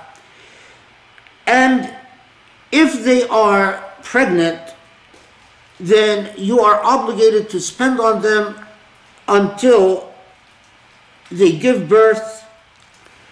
And this obligation of caretaking continues during suckling.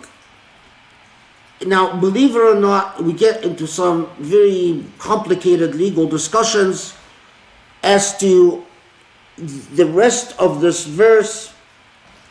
وَإِن تَعَاصَرْتُمْ فَسَتُرْضِعُ لَهُ أُخْرَى, that if for whatever reason the mother is not the one that is going to be breastfeeding the child, then you hire someone else to breastfeed, a wet nurse, to breast the child, with a huge debate about what does ta'asartum mean. In the Islamic legal texts, they get into these discussions about, well, is this verse talking about a mother saying, well, I will breastfeed, but my support during my breastfeeding period has to be X, Y, this amount. And then the husband says, no, I'm not willing to pay you this amount. So then the mother says, well, I'm not going to breastfeed then. That's what in the classical tradition you find debates about. I don't believe that that's what it's talking about at all. But we'll come back to this. Okay. Then the proviso, لينفق ذو سعة من سعته ومن قدر عليه رزقه فلينفق مما آتاه الله لا يكلف الله نفسا إلا ما أتاها. This is 7. سيجعل الله بعد عسر يسرا. Okay, so then the qualification that each according to their means, and that as a legal matter one should not bear beyond what they're able to do. And a reminder that if you are in hardship, just remember that it is in Allah's hands to resolve your hardship and bring ease after hardship. Then at that point, notice now verse 8. وَكَأَيٍّ مِّن قَرْيَةٍ عَتَتْ عَنْ أَمْرِ رَبِّهَا. Then it seems to shift gears to talk about communities that are disobedient towards God's commands, and that these communities are then punished severely. And in the interpretive tradition, there is a tendency to take up to verse 7 and have rather these very technical discussions and say, well, this is the legally relevant part. And then to say that Surah Talaq moved on to a new topic after verse 7. So from 8 to the rest, that Surah Talaq went on to talk about what Allah talks about often in the Quran, and that is the punishment of those who are not God conscious.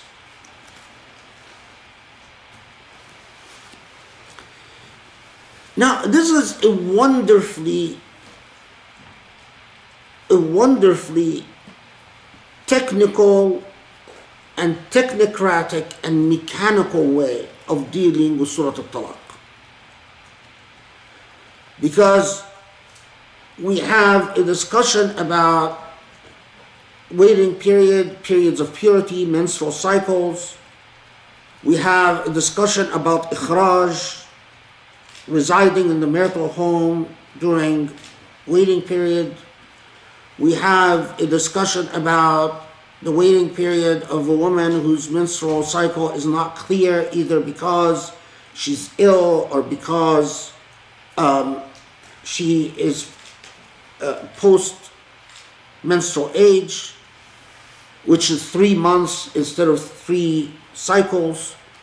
And we have a discussion about the waiting period of a pregnant woman. We have a discussion about the right to support during the waiting period, right to support during pregnancy, right to support during suckling period. And if the mother is not suckling, then how the husband has to bear or the ex-husband in this case, has to bear the cost of finding a wet nurse, and khalas. And then,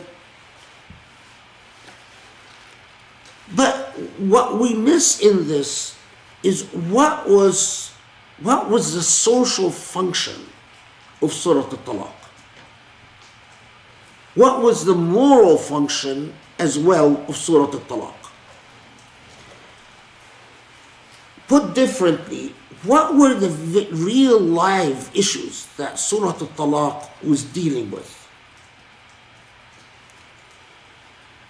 We already know, anyone that reads in Islamic history, we know that marriage was a social institution. It was quite rare for an individual to marry an individual. Families married families.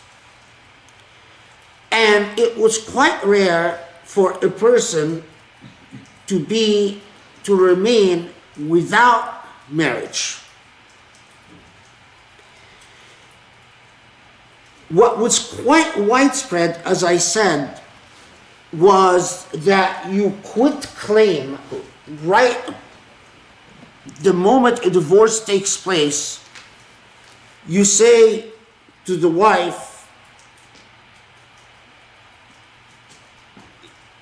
matters have ended, I've pronounced talaq, matters have now ended, go back home.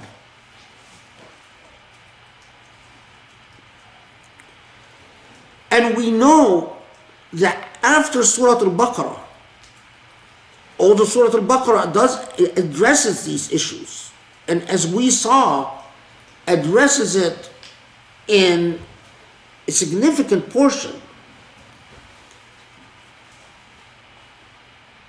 it is undeniable that there remained an enormous amount of social resistance. And it is also undeniable that the families of husbands couldn't get it. Well, if I've divorced her and she then now goes back to her family, as we Arabs have been doing it for centuries, she goes back to become the financial responsibility of her family, and her family will find her a new husband. What's the problem? That's what happens. And if the family doesn't find her a new husband, quite frankly, the Prophet ﷺ did. In other words, the seerah of the Prophet, we haven't talked about the seerah, but it is remarkable how often the Prophet ﷺ or his wives take it upon themselves to get people married. And especially the have-nots and the people without roots in society, i.e. al-mawali.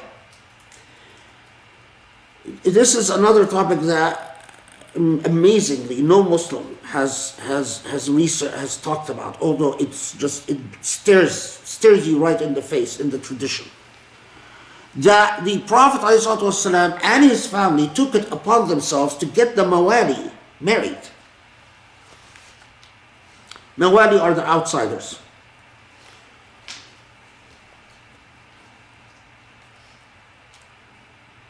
So, Surah Talaq then comes again and anchors a number of principles. And it is in my humble view that the principles that are far more important than the technical, mechanical arguments about the law. And in fact, I think, and Allah knows best, but I think that any attempt to navigate the law without first understanding the moral trajectory and the ethical principles will, without fail, be a futile or a mistaken process. So first,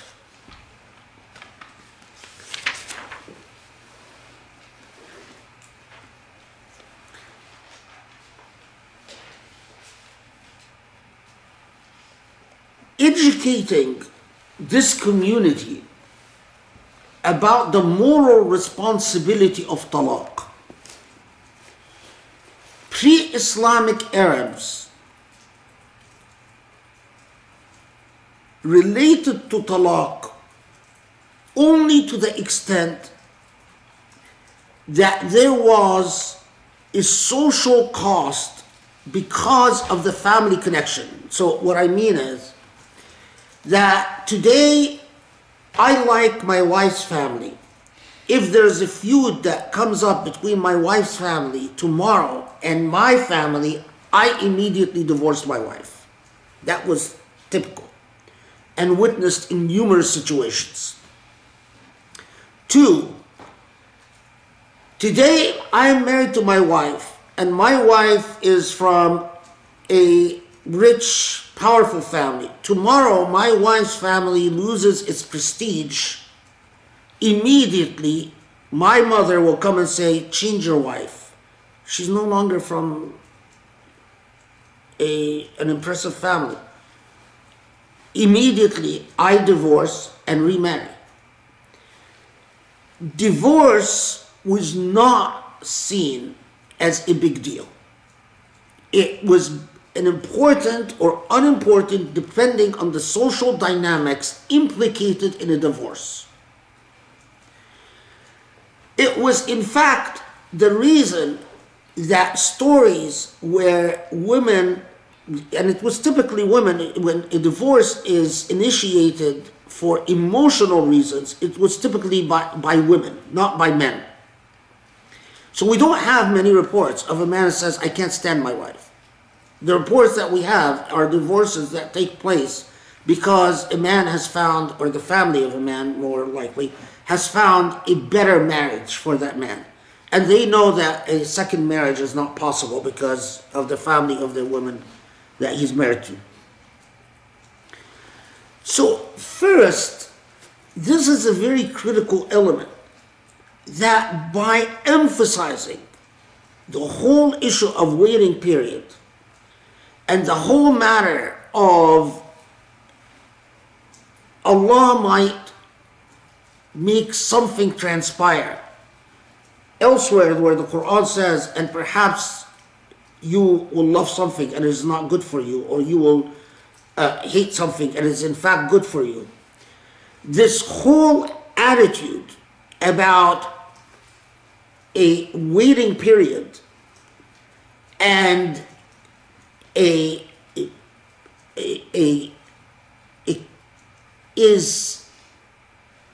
whole thrust of the traditions about how much Allah dislikes divorce was readjusting the moral attitude of society towards the institution of divorce.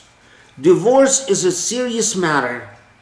It is not to be, and that is a part that I've left out, is this whole complicated matter as to whether, for instance, if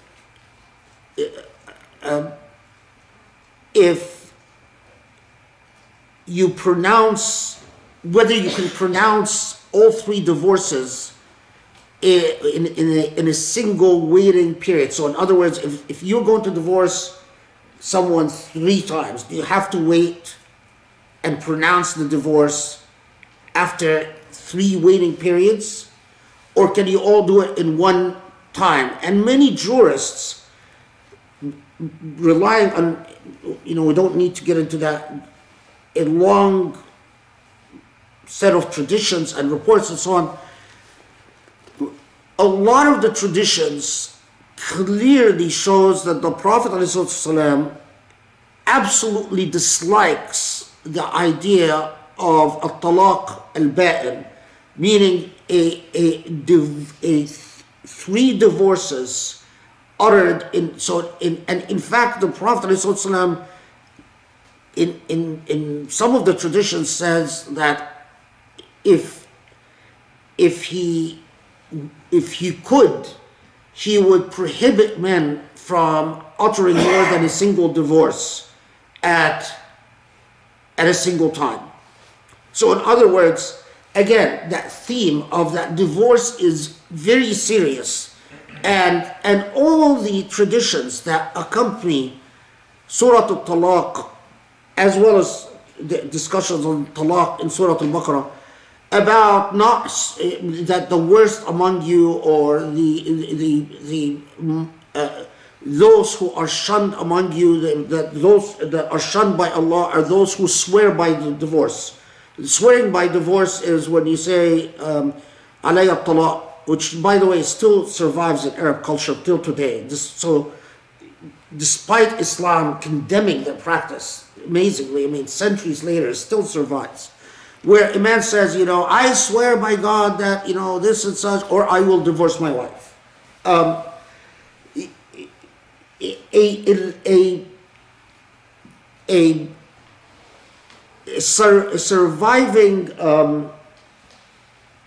A surviving inheritance of the sort of the attitudes that used to exist about divorce from pre-Islamic times. The whole institution is swearing by divorce, which is very curious institution because you don't find it in other cultures. And a lot of modern Muslims don't realize how many traditions attributed to the Prophet condemn this practice and describe it as impious and sinful. So that is the first thing. And then forcing the participants, or getting those who are engaged in the dynamics of a divorce to reflect upon the fact that it is not entirely up to you. Think about what Allah would want from you. And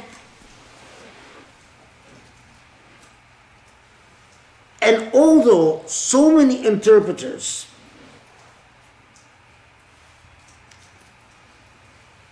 take that expression, لا تدري لعل الله يحدث بعد ذلك أمرا, that you don't know, that you don't, Allah may well make something transpire. A lot of the interpreters took this as talking exclusively to the men, and it is obviously talking to men in the sense that it is saying, before you insist on a divorce, think that you don't know what is blessed and what is not blessed. And this is a serious matter. And it is in the hands of Allah that if today you think that there is no way forward, in fact, there might be. But it is also clearly speaking to the women that if you believe, because for both parties, that this is a reason to despair, if the trauma of the situation impacts you in a way that makes you think that either one way or the other, makes you think in absolute and draconian terms, the very nature of what is demanded of a Muslim is to always be moderate in the way that they deal with the challenges of life. Neither take into jubilation and bombastic claims, nor to despair. That it is always in Allah's hand. And if today looks dark to you, tomorrow in Allah's hands could be a completely different matter. The second thing that I think morally was quite intentional is which Muslim sure struggled with, but couldn't see what was the point of it. The reference to these biyut as biyutihin, as their homes, talking about women, which is very alien to the way that they thought. The home was provided by the husband, belonged to the husband, and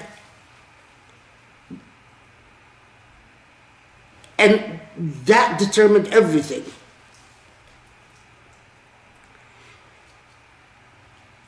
You can't ignore the fact that the Quran deals with this, sort of overcomes that moral barrier by in fact referring to these homes as women, or as the homes as biyut nisa, biyutihin, in the feminine form.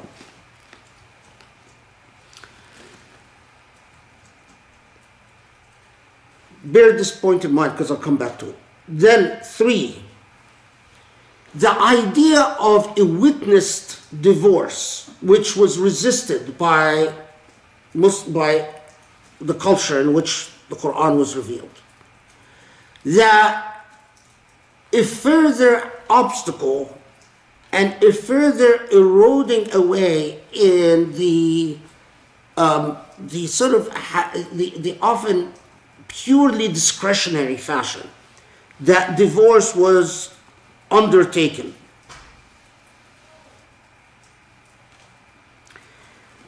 And in fact, it is underscored that ذَلِكُمْ يُوعَظُ بِهِ, that in fact this is what Allah is advising you to do, despite the fact that it was sort of diluted in Islamic law and largely ignored by so many jurors.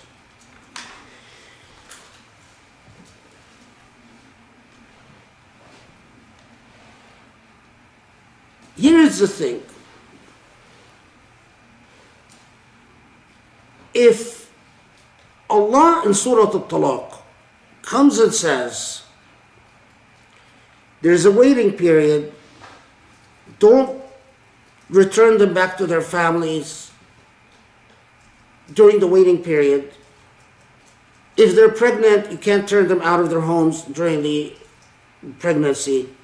You are financially responsible during the waiting period. The moral trajectory of this, if you step back, was the adding of rights to women where there were no rights. You don't have an example of rights existing and the Quran coming and taking these rights away from women. The Quran is adding rights. But here is the question. Is there anything in Surah Talaq that you see that says that a woman may have a right to be in the marital home beyond the waiting period? Do you see a prohibition against women being in the marital home beyond the waiting period? Do you see, put it differently, or in a different manner, do you see anything there that would prohibit an obligation of support beyond the waiting period, or an obligation of support beyond the pregnancy period?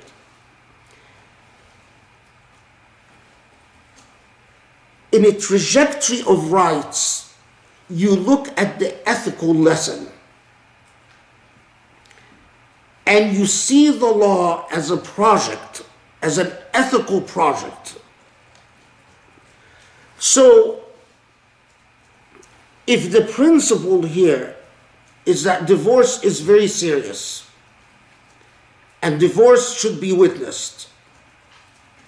If we come and say in the modern age, well, before you engage in a divorce, there is a prescribed counseling period.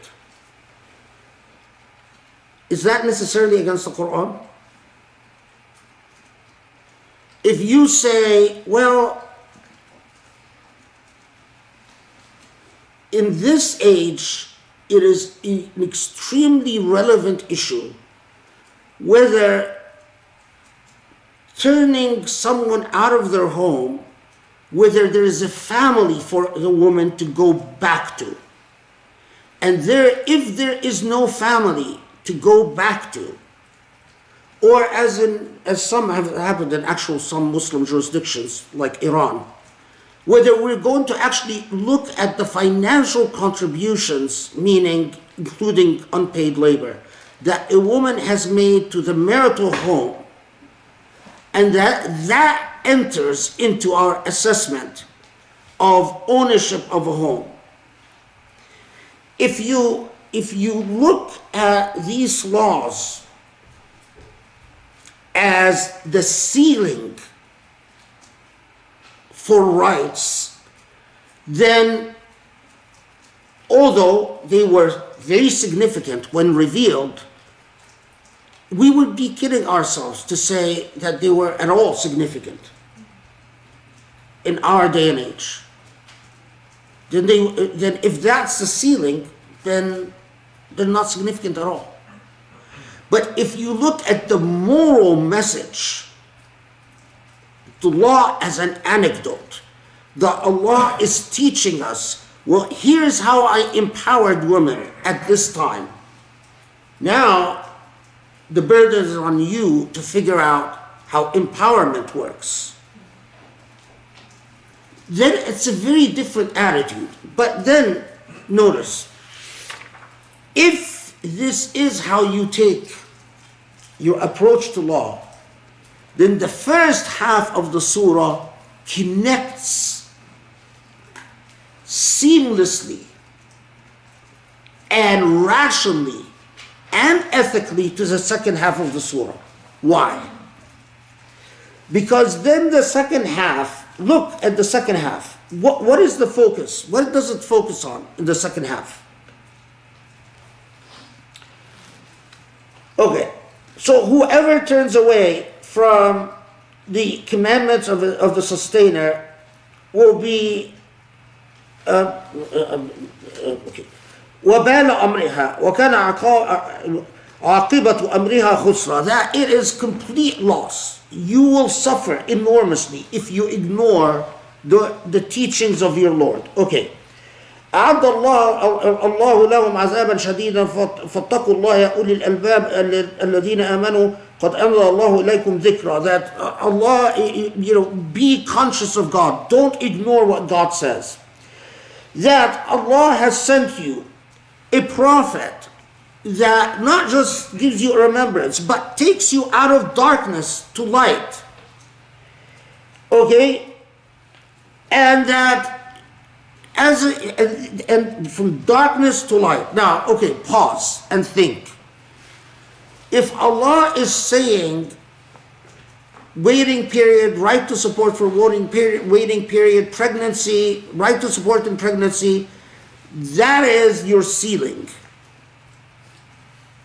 Does this sound like taking us from darkness to light? But if in fact Allah is educating us, look, here's how I empowered at this time. Learn the lesson. If you ignore the instructive dynamic, if you ignore law as instruction, put it simply, wouldn't it make a lot of sense if what Surah Talaq is telling us, and I invite you, go back and reread it again, and then pray on it. Wouldn't it make a lot of sense is what Surah Talaq is telling us? If women in your society in the dynamics of marital institution, divorce, and support do not have meaningful rights, are not taken care of, there is an inadequate dynamic that addresses the concerns of half of your population, then you are in dhulumat, then you are in darkness. And if you want to go from darkness to light and not be amrukum khusra, not be in moral failure, then learn the lesson. Learn the lesson. It's not about the technicalities of waiting period. I'm not saying waiting period is not important. What I'm saying is that learn what the moral purpose of Surah Talaq was. But you can only understand that if you understand the historical circumstance that Surah Talaq was addressing and was pushing against. And then it would make perfect sense that why Allah is saying, it's as if, not just in the first half of Surah Talaq saying, don't forget that these are Allah's hudud. But Allah is saying, and if you fail to understand this lesson, amrukum khusra, you are in a state of moral failure. That's what khusr is. You are in fact in a state of dhulumat. Then Surah Talaq fits like a harmonious performance. There's no longer the first half and the second half. It is a total package. But Surah Talaq was also, note that throughout it anchors the principle that being the law, being responsive to the actual financial abilities for better or worse of people is critical.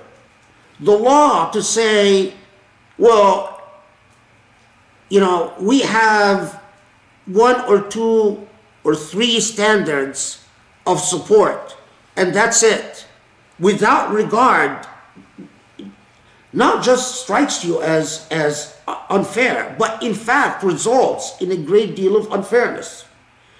And the emphasis in the moral instruction of Surah Talaq, keep in mind that there is no such thing as, well, in this situation, lying is halal, which, by the way, divorced couple, Muslim and non-Muslim, do all the time. When it comes to divorce, even the most pious people, you find them thinking, believing that lying, concealing their assets, lying about their income, lying about what their financial ability is halal. And Surah Talaq clearly says, no, it's not.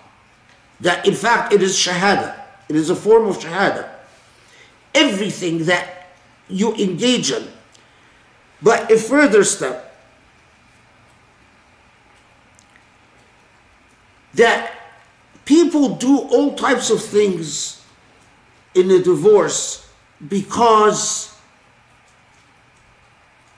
they think that they have a right to stick it to someone, to act out their anger, to act out their frustration, to act out their grievances. But Allah comes and tells you, مَنْ يَتَّقِ اللَّهَ يَجْعَلْ لَهُ مَخْرَجًا. That in fact, if you want to have something as your real anchor, it is not about the furniture, it is not about the property, it is not about this or that, it is about taqwa Allah. And that with a very humanistic, a very tender reminder that often anyone that has worked with diverse couples will tell you that they often fight as if it's the end of the world, as if their life stops here. The divorce, the way they combat during divorce, it's as if there is no life beyond it. And Allah comes with this remarkable, psychologically responsive reminder. In fact, it is at moments like these that you have to remember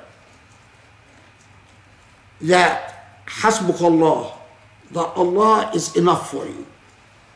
And that the way out, or that if you are truly with Allah, although including marriage and divorce and all the trauma related to it is in Allah's hand, that the morality of despairing people, because this is the ethics of despair, is often brutal. People, when they despair, they often let go of all ethics. This is one of the key lessons of Surah Talaq. There is no place for that. It is, in fact, not the attitude of a believing human being. What time is it? Okay. We're close. I would be also, this whole issue of, notice the emphasis throughout in Surah Talaq on not using talaq as a means of abuse.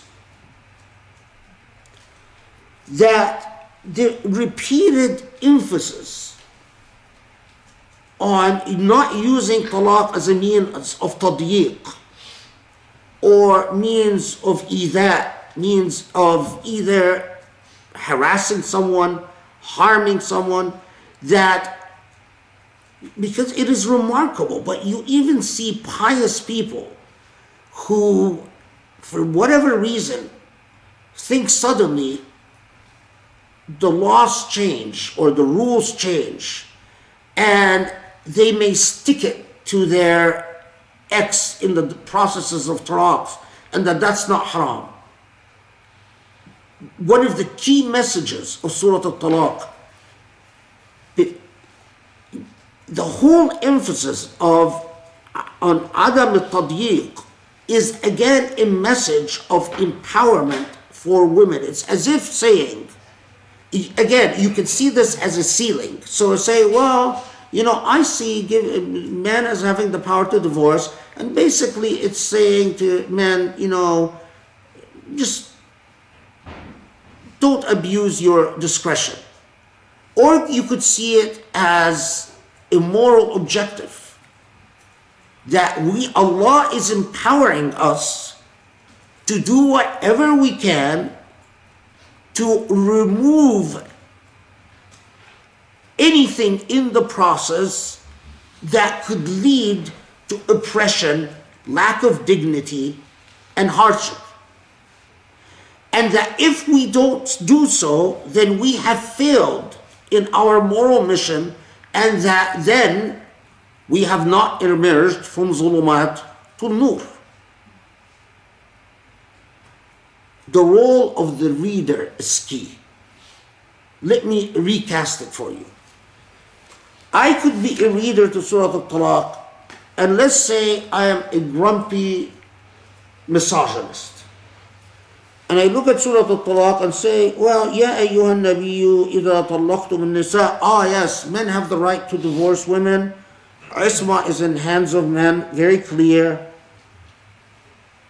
After all, it says, Prophet, if you divorce women, he's talking to men. The assumption is Isma is in the hands of women. That can never change.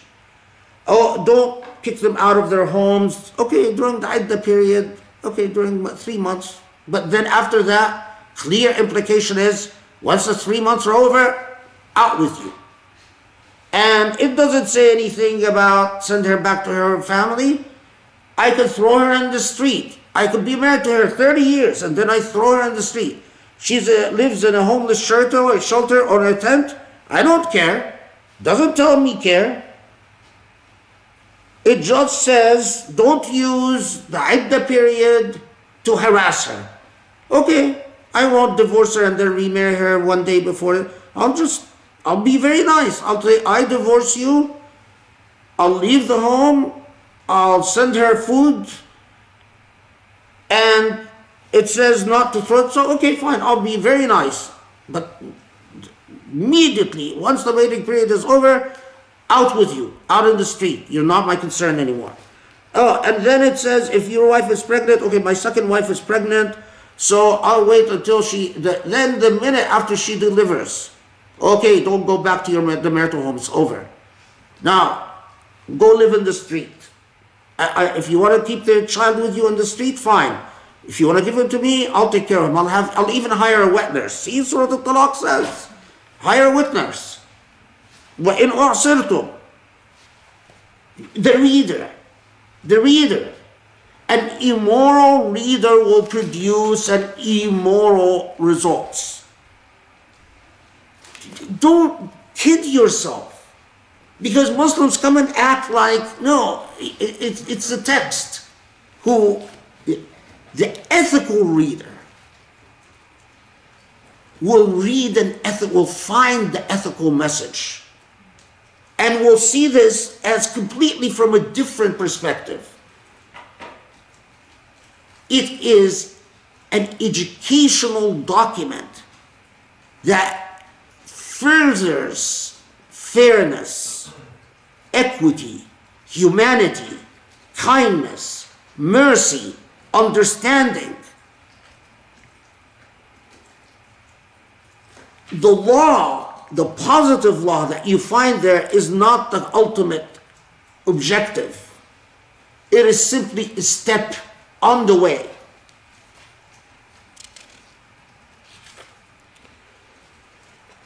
Okay. There is an interesting issue about Surah Talaq that has nothing to do with any of the stuff we've discussed. Look at verse 12. الله الذي خلق سبع سماوات ومن الأرض مثلهن. 7 heavens, and we've said before that 7 heavens, 7 could mean number, multitude in Arabic. So 7 didn't necessarily mean the number 7. But notice that when it said, and like them in the earth. And this goes back to, the old medieval issue.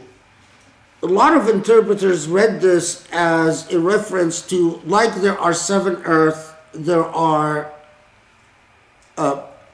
7 heavens, that there are 7 layers of the earth.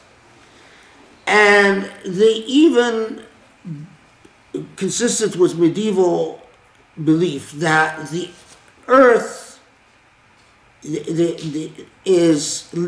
between the layers of the earth are water and air, space, and that the inner layers of the earth are all inhabited by creatures.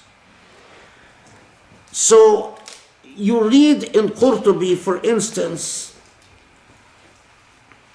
and in many other tafsir, because it's also in Tabari, it's in Ibn Kathir, that Ibn Abbas is reported to have said that Allah has created layers of the earth, and each layer is an Adam and Eve, like the Adam of Eve of the outer layer. And in each layer there is a Prophet Ibrahim, like the Prophet Ibrahim of the outer layer. And in each layer, there is a Prophet Musa and Isa and Muhammad like the prophets of the outer layer. You might wonder, what's the importance of this debate? Well, okay. So, if the assumption was there are beings living in these layers, and these beings are either angels or jinn or whatever, and that they had their own Adam and Eve, they had their own prophets. So the prophecy of the Prophet Muhammad ﷺ is binding upon only the outer layer of the earth. Okay?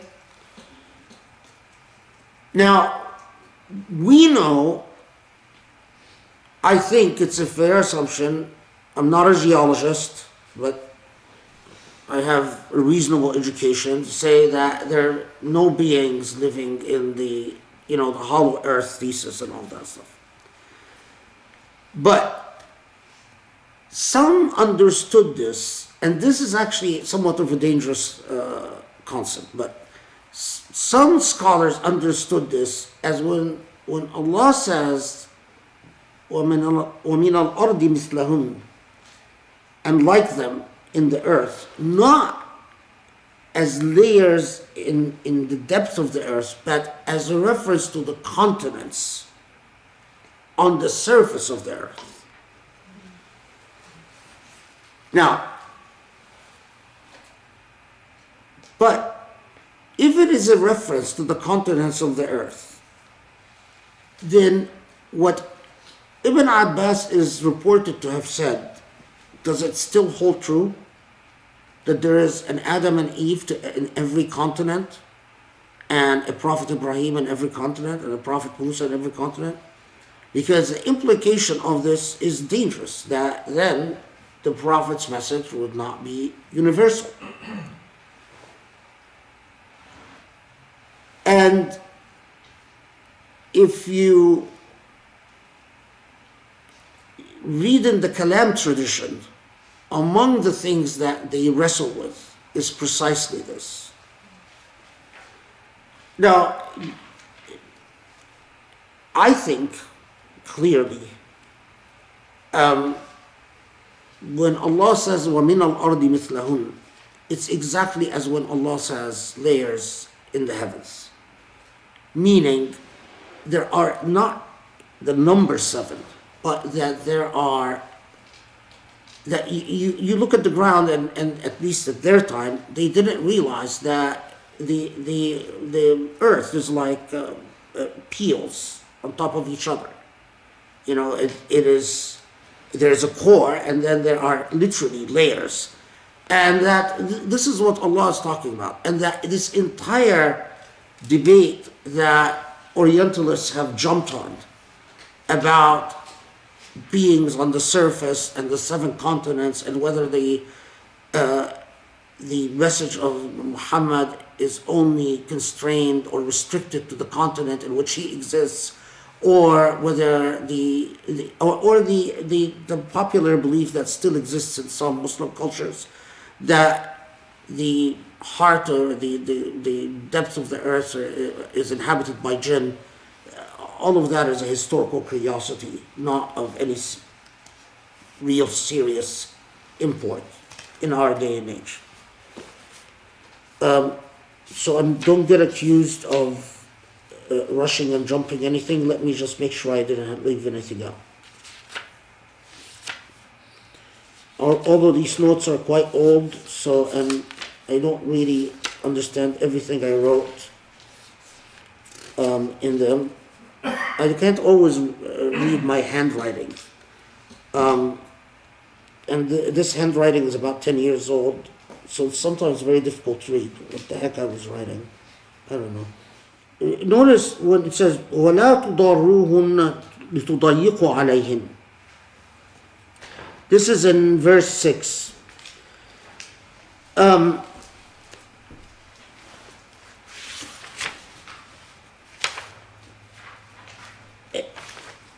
and then it goes on with in verses وَأْتَمِرُوا بَيْنَكُمْ بِمَعْرُوفٍ.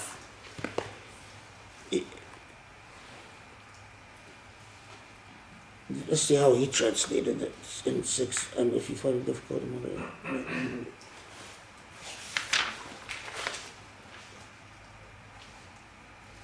yeah. So what? Yeah, Muhammad Asad translates it, and take counsel with one another in a fair manner. Some of the best discourses that I've read, extrapolating upon وَأَتَمِرُوا بَيْنَكُمْ بِالْمَعْرُوفِ or بِمَعْرُوف, that what Allah loves, if there is a divorce, and not just on the matter of whether a wife is going to breastfeed or you need a wet nurse or whatever.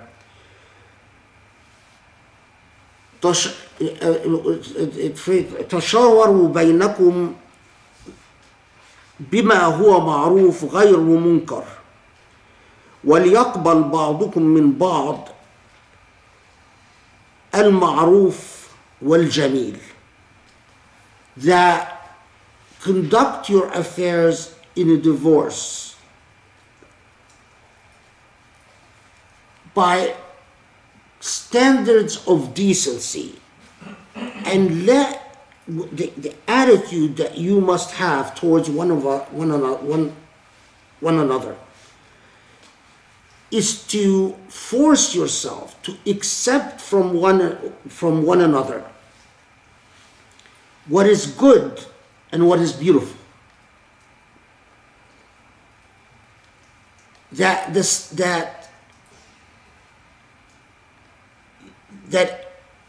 if divorce is inescapable and unavoidable,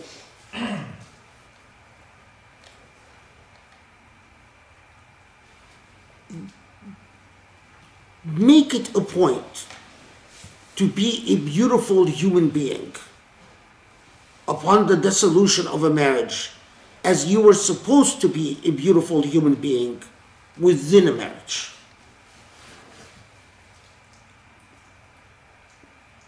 Again, what struck me is the moral trajectory. A beautiful human being within a marriage, a beautiful human being upon the dissolution of a marriage. What a standard. Okay, alhamdulillah rabbil alameen.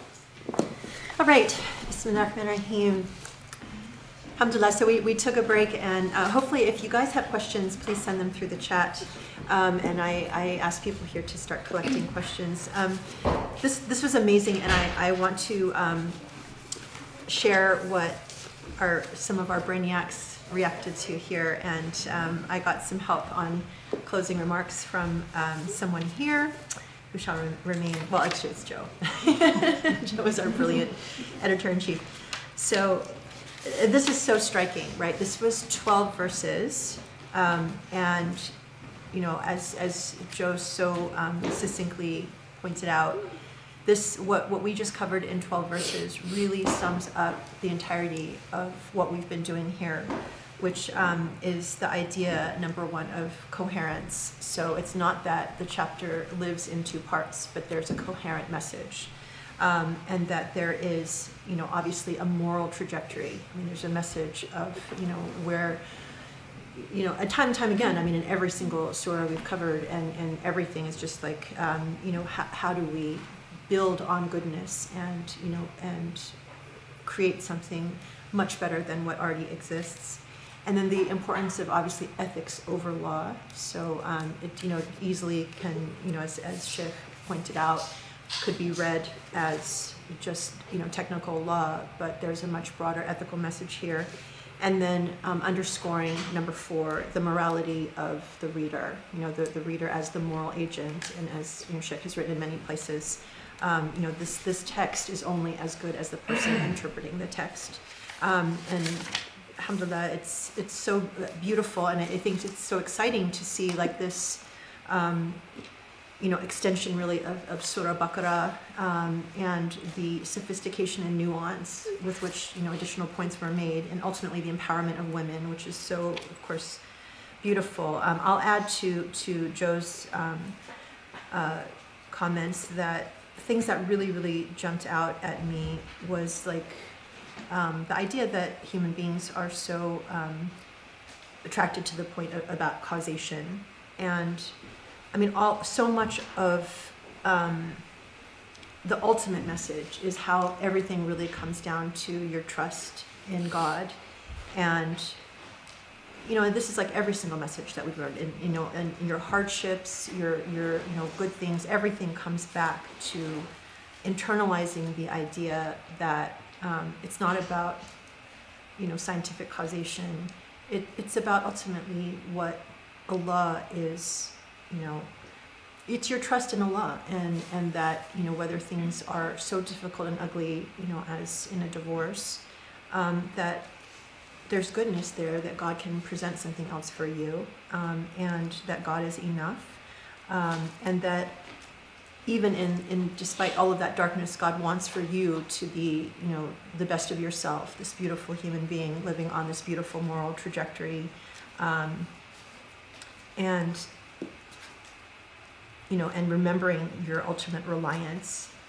And then ultimately just the idea of liberation and empowerment, and that beautiful report that you shared that people don't talk about how the most beloved of most of what Allah loves is freeing a person from oppression, which could be understood in this context as, if you are in a relationship of oppression, whether it's, a marriage that causes you to be, like a slave or abused, that, it's not enough to just say divorce is the most hated of the halal, but the flip side, which again underscores the complexity of human nature and the importance of us as intellects and moral people to take seriously what God is saying, to take seriously each person's situation, and to be, very creative and sensitive and empathetic towards what is the best way to find a beautiful solution, which in effect is your book, Search for Beauty. It's like with any given situation, what is the most beautiful path? God is beautiful, God loves beauty. So I think that, what's always striking is just how everything comes together. It's just, like the whole approach is so consistent, the message is so consistent, and it's so beautiful when you walk us through these surahs and help us just, again, time and time again, have that same message reinforced: liberation, empowerment, beauty, goodness, trust in God, the wholeness of the message, the moral trajectory, and the potential, right? So even recognizing that when you're talking about a certain ceiling, it's not about the ceiling, it's about the potential for more. You could even read into this, like when you ask the question, do you see a prohibition against allowing a woman, for example, to stay in her marital home way past, the 3 years? I could imagine that someone could read that as, well, if you can afford it, let her stay in her marital home until she passes, and let her have her peace, because that's very beautiful. If a woman has been married to you for her entire life, and she has no, she's never had a job, she's just taken care of the kids and home, and now she's in her 50s or 60s or 70s, and you want to divorce her, and she would basically end up homeless on the street, well, let her live in the marital home if you can afford it until she passes. That could be, that this reading is very open to that as well. So it's just a beautiful message of changing attitudes in education. So anyway, thank you so much. I know that we're all just eternally grateful for, I think, the liberation of mind and spirit in all of these surahs. So let me open it up to questions. I know, Sharif, you have one. Do you want to start?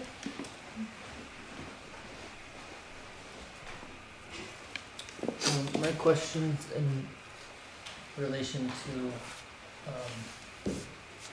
measuring the waiting period by during times of impurity or cycles of impurity versus cycles of purity. Isn't the idea that women are impure during menstruation, isn't that an import from Jewish law?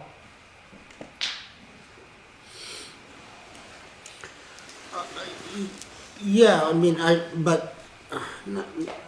it's more complicated than that, because it's we say impurity, but what we mean periods of either tahara or periods of hayd. I mean, in Islamic law, you say hayd, which means menstruation.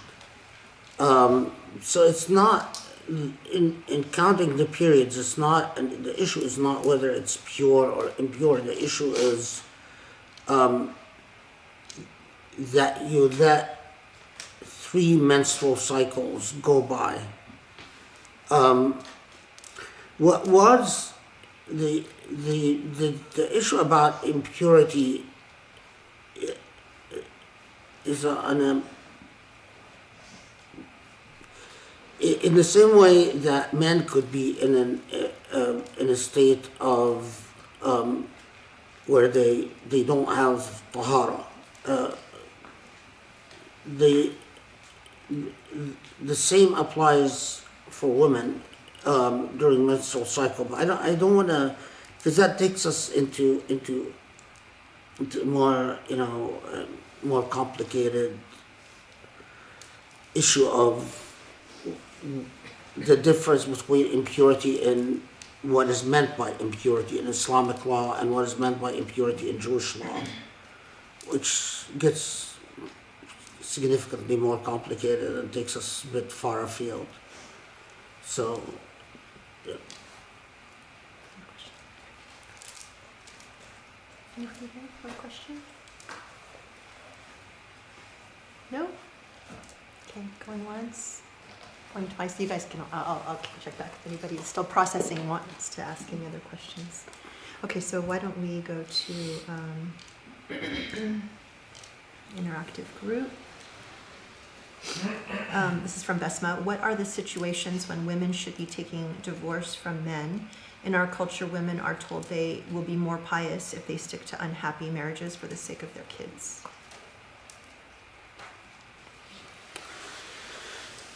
The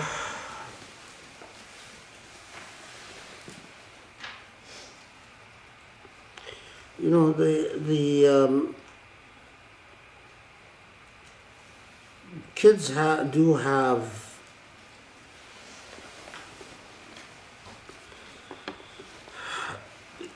the presence of children, of course, complicates things significantly because they're not the ones that are responsible for their existence on earth. It is the parents who make that initial, that very serious decision and very serious commitment. And once the child comes to life,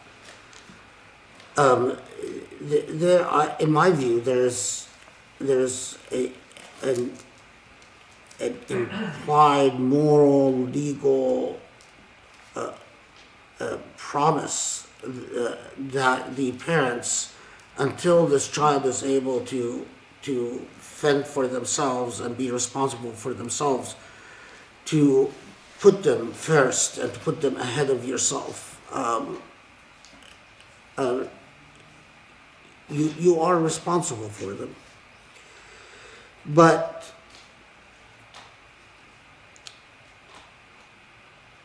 there are, at the same time,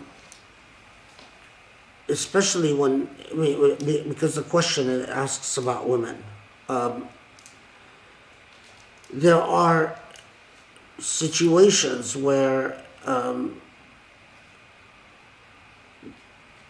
in extreme situations where the mother, as part of her responsibility of taking care of her children, has a moral obligation to, especially when the marriage poses a danger to the children, whether the danger is physical or emotional or spiritual. There are marriages where the children are traumatized by an abusive father, a traumatizing father, where it's the existence of children in this context is very unhealthy. But I also, children are not, I don't think you do children a big favor if they grow up learning that, or witnessing that their mother in humiliating situations or undignified situations. So in other words, when a marriage robs the mother of her dignity, where she can't be an example of a dignified woman, and so that's another situation. And of course, لا يكلف الله نفسا إلا وسعها. There are situations where a woman is just so miserable. I mean, and I don't take divorce lightly at all when there are children. So, I mean, it is one thing when you are sacrificing for your children, even sacrificing the hope for a more fulfilling partner, or the hope for a more understanding partner, the hope for a more sensitive partner, a partner that doesn't really fulfill your dreams, but you sacrifice for the children. But there are situations where just you literally, you find the wife thoroughly miserable, and where even her ability to be a meaningful human being to her children is seriously compromised. Their ability to just even want to face the day. These are the situations when I've been put in situations, in real life situations, where married women ask me, if they ask my advice, and if they have children, the first question first set of questions I ask are about abuse and things like that. If that doesn't exist, I would go through the type of questions that really tries to, are you,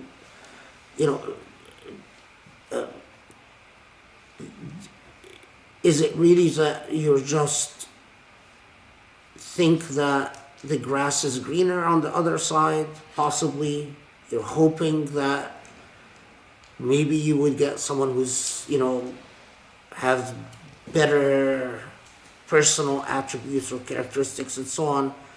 Is it, understanding that all the trauma that your children are going to go through, is it in the balance of things? Is it something that you have considered seriously? But if it becomes clear that the mother is truly miserable, then that is why Allah made talaq halal. It's just, especially in our modern age, where the children of divorced parents just confront so many threats and anxieties, and the least one can do before embarking upon a divorce decision is to make an informed decision, to get an education. In other words, it is, and I'm surprised that it shocks me that imams don't do that. To have a ready reading list. I've never encountered an imam that will say, well, okay, yeah, but here I recommend reading this book to understand what happens to the children in a divorce, the psychological dynamics. The least you can do is to, do your homework, to read something like that. There was once a woman who said, well, I can't read this book because of my husband. If he sees me reading this book, then it will be a huge problem. So she used to read the book in the bathroom. But until she finished it, and she eventually decided upon a divorce. But it just, it is not. What I always say, I have no answers. No one does. It is really something that is between you and Allah. But my job is just to flag all the things, is to help you make an informed decision. A decision that has truly considered everything. But it is also my obligation to respect the decision that an autonomous human being makes once they make it. And, so once a decision is made, whether I agree with it or not, that's not my place. Okay, this question is piggybacking off of that question. Is from Enjam. She wanted to ask about the verse in relation to women using the right to khula or talaq al-tafwid when they are being abused. Is it sinful for them to stay in abusive situations? And then the quote from 497, behold, those whom the angels gather in death while they are still sinning against themselves, the angel will ask, what was wrong with you? They will answer, we were too weak on earth. The angels will say, was then God's earth not wide enough for you to forsake the domain of evil? For such then the goal is hell, and how evil a journey's end. This one. Yeah, situations of istidaf, it is, although Muslim theologians have not normally taken it to apply to marriage, but normally. So normally when they've talked about istidaf, state of being oppressed, and istidaf is a form of sinning against the self. If there's something you can do about being a mustadaf and you fail to do it. But I do believe that there are situations of istidaf where I'm knowing just how difficult it is and how often women sacrifice especially for their children.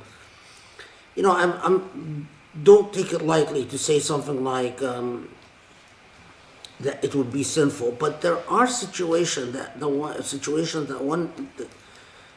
least one can say about them is that they're just un-Islamic. I mean, a woman that is regularly physically assaulted, for instance, and her children witness her being beaten. Does she have an obligation to free herself? Yes, absolutely. I mean, that is a situation of istidaf that is just morally repugnant. Or a situation where you live with a tyrant who, once they lose their temper, they say, the most foul and degrading and dehumanizing things. And the children grow up always seeing their mother dehumanized and degraded and devalued, and does istidaf and the moral obligation to free yourself from istidaf come to mind? Yes, absolutely. there are, but I also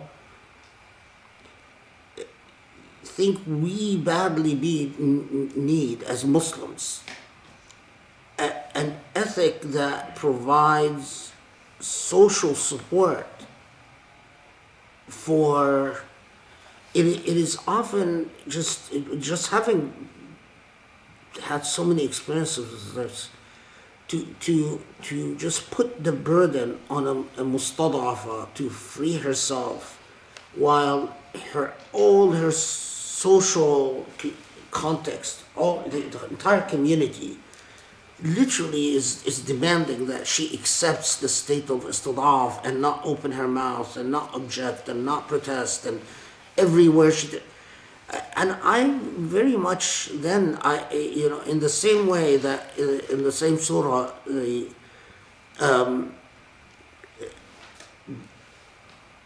Allah is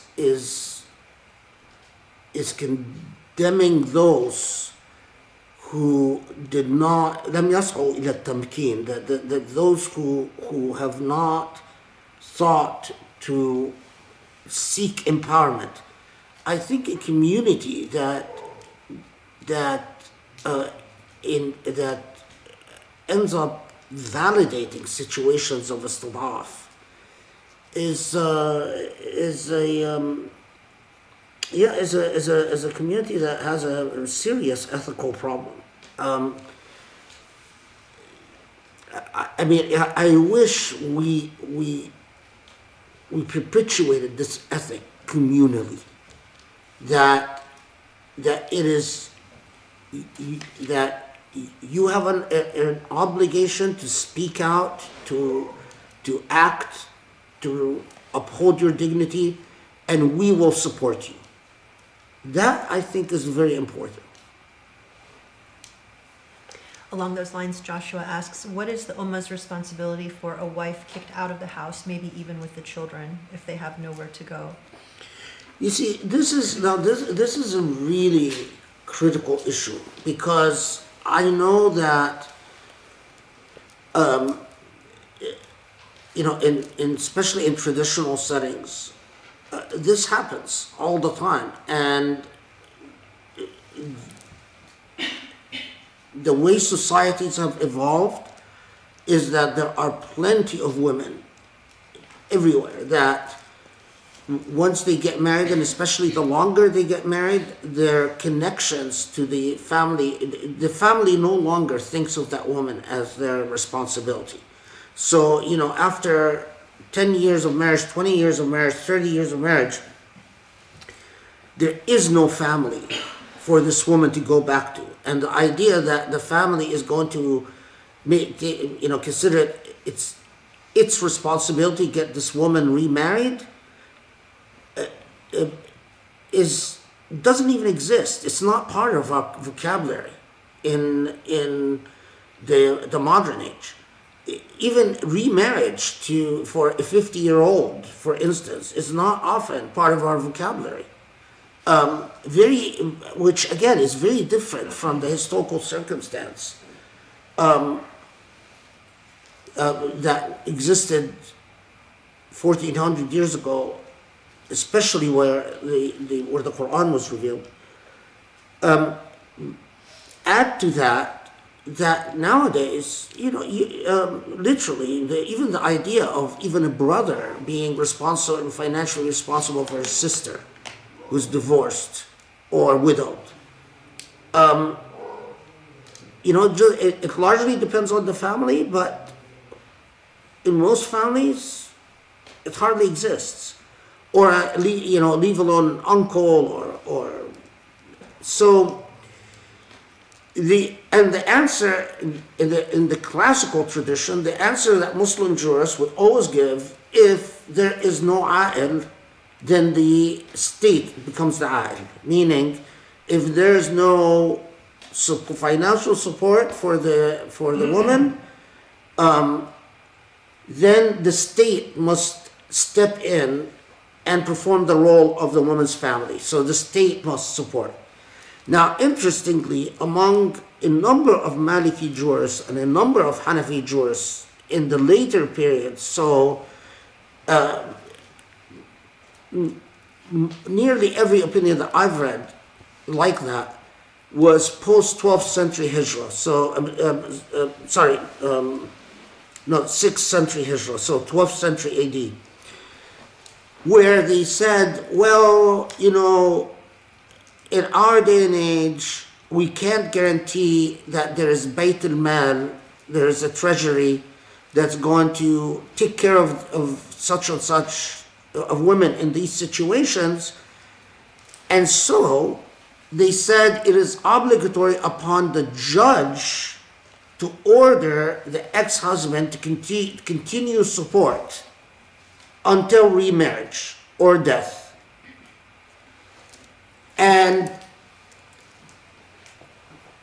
this is evidence that these classical scholars were using their brain and using their ethical facilities. They were analyzing. And that's where things were left, because, you know, so nowadays there is, well, most states, in Muslim countries at least, will not step in.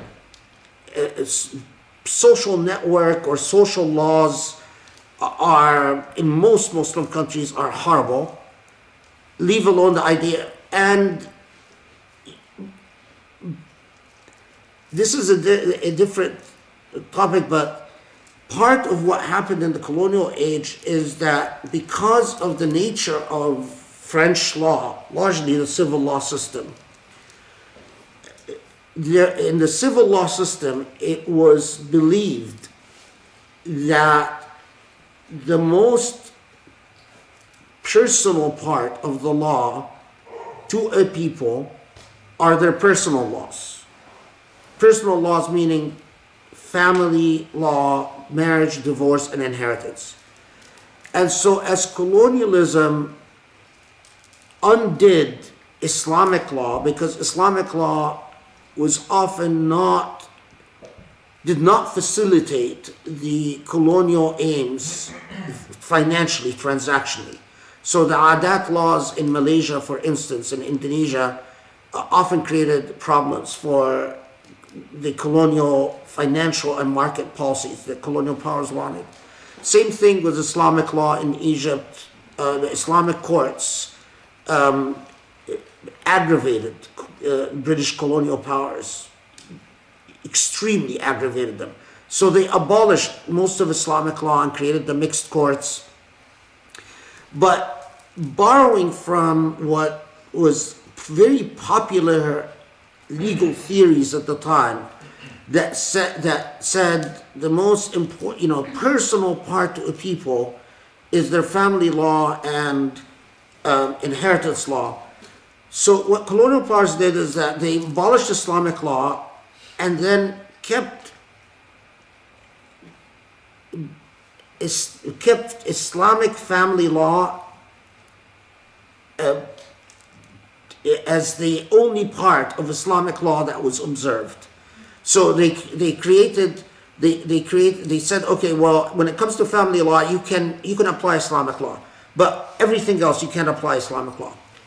Well, what this did is that it made Muslims cling on to family law, not because marriage, divorce, and inheritance laws are more core to what Sharia is than, let's say, uqud.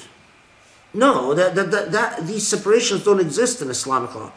But because that's what they were left of their identity. And they clung onto family law as basically the last vestige of their native identity. And that created whoever wanted to get rid of Islam or Islamic legacy, they would try to abolish Islamic family law. And whoever was pro-Islamic legacy, they would want to uphold Islamic family law. So Islamic family law became a turf war of identity, not of actual thinking about social equity or ethical principles or moral principles. So, the minute I hear about a possible change to anything in Islamic family law in Egypt, immediately I know the people responsible for it are the people who don't want Egypt to have anything about, related to Islamic identity. And the changes, whether they make sense or not, really don't matter to me. What matters to me is that I just want to keep that at least that little Islamic sliver remaining. So this created all types of bizarre things in Muslim societies, where, a woman after 30 years of marriage, she will be told, you're entitled to 1 year of support. And a lot of women can't believe that this is their rights under Sharia law.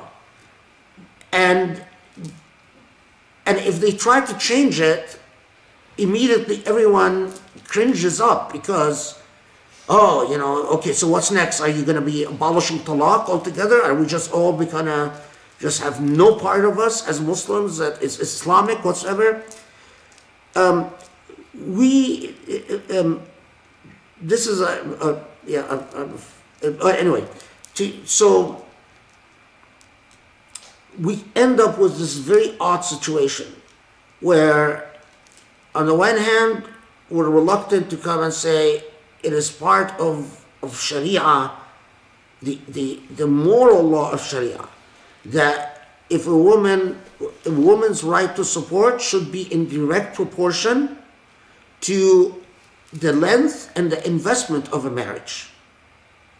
That to me is very consistent with Islamic principles. If you've been married 1 year, you should have a right to support that's different than if you've been married 30 years. And you've invested in this marriage 30 years. If, I as a woman supported my husband as he went and made a great career for himself and became, let's say my husband built businesses and now lives in, and then my husband, after becoming very rich comes and says, oh, by the way, I've decided now I'm having a middle age crisis and I'm going to marry someone who's 20 years younger than you are, you're done with. Well, I should have a right to support. That's very different than if I was, busy with my career and had my own bank account and have substantial savings of my own. But we don't even get into these rational discourses because Islamic personal law has become about identity wars, not about law or ethics or equity or even public policy or anything. It became about identity wars because Muslim countries still, because all of this would have been solved if Muslim countries actually were ruled by democracies. Because then the complexity of always having a ruler that seems to have loyalties that the ruled don't understand and suspect. If they had democracies, then things would be transparent. Things, you don't like your ruler, you change your ruler. And then people would relax about the issue of identity and all of that. All would be transparent. There would be at least regularized processes to have aired out discussions about important issues like identity and politics and public policy and the role of law and the purpose of law and the purpose of Sharia and so on. It wouldn't be, even discourses of Sharia now is all about dynamics of power. The state is always trying to monopolize what everyone says about Sharia, and you are always competing with what the authoritarian state, the way the authoritarian state wants to monopolize what is thought or said about Sharia, which makes for extremely unhealthy situations. So anyone that really cares about whether Sharia makes even rational sense, whether Sharia is even relevant at all in any moral way in the future, would care about whether we have despotism or not. Because despotism corrupts everything. Okay, before we move on, is there a dhikr for this surah? Well, yeah, it is. What ayah is it? Take out.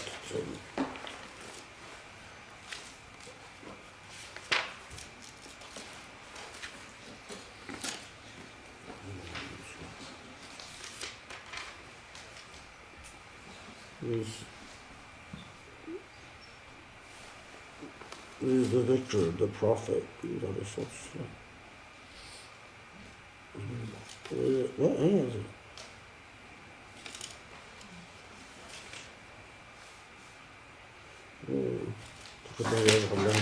Where is it? Yeah. It is for the end of what? You don't read Arabic, sorry, forgot. The end of 4 and 5. ومن يتق الله يجعل له مخرجا, and then 5. In English, what would be the start of number 4? That's 2. Huh? That's 2. That's 2. You're saying it's 2? Verse 2. Verse 2? No. It's the end of verse 4. That's 4. What's the English? Can you What do you say? translate? Oh, ومن يتق الله يجعل له من أمره. Oh, I'm reading. Oh, I'm thinking of ومن يتق الله يجعل له من أمره يسرا. And sorry. Okay. So okay. No, it is the end of 4. ومن يتق الله يجعل له من أمره يسرا. But ومن يتق الله يجعل له مخرجا, this is the one I'm reading. The end of 2 is the one that the Prophet ﷺ kept repeating. But okay. I used the end of 4. What's the English for where it starts? What do you mean? What it End starts? of 4, what's the... That whoever fears God or whoever is conscious of God, Allah facilitates his path. Okay, great. Because you needed Allah's facilitation to understand the surah. Not necessarily Allah to get you out of a bind. That was the reasoning behind it. Okay, so we're in a little bit of a quandary because we're pretty much out of time and we still have some really good questions. So No, go ahead. maybe I can let me read all of them and then you can decide if you want to do a speed answer or you want to just answer certain ones. Okay. One, Assalamu alaikum, is a man legally allowed to remarry during the waiting period or is it only the woman? No, that's easy. Man is not allowed to remarry during the waiting period. Okay, that's easy. Then from Huda, Salam and Jazakallah khair, what advice do you have for women who are interested in reconciliation or if they divorce, they want to divorce beautifully, but their husbands do not want to behave beautifully? That's one. Another question is about the Islamic children, the custody of the children in the case of divorce.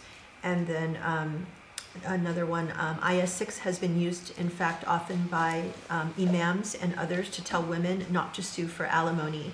This is something I've heard repeatedly in large groups of divorced women chats that I'm engaged in. It's literally horrific. This darkness is engulfing Muslims.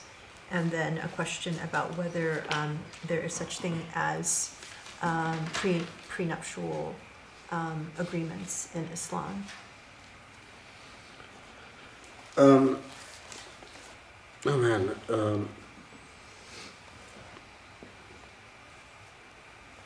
Okay, so wait, the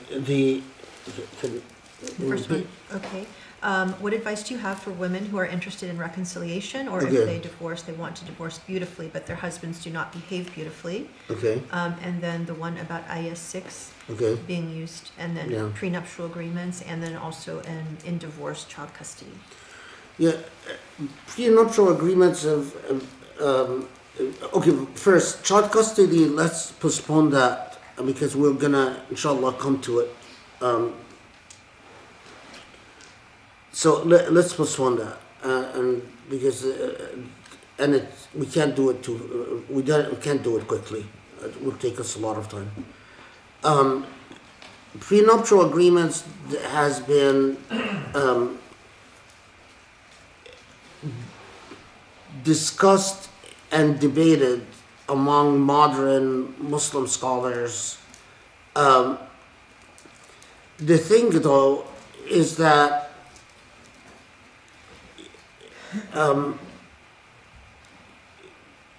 the way most personal laws are in Muslim countries, the property in the name of the husband belongs to the husband. The property in the name of the wife belongs to the wife. Prenuptial agreements become rather significant among Muslims in the West. And normally the argument that I've heard for prenuptial agreements is that, it's to make sure that we are complying with Sharia law, meaning that we avoid community property. And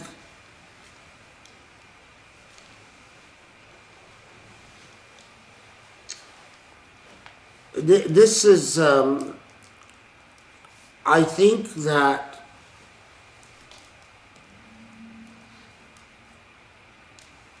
if the wife and husband I think, okay, I'm going to say something that I think the rules of community property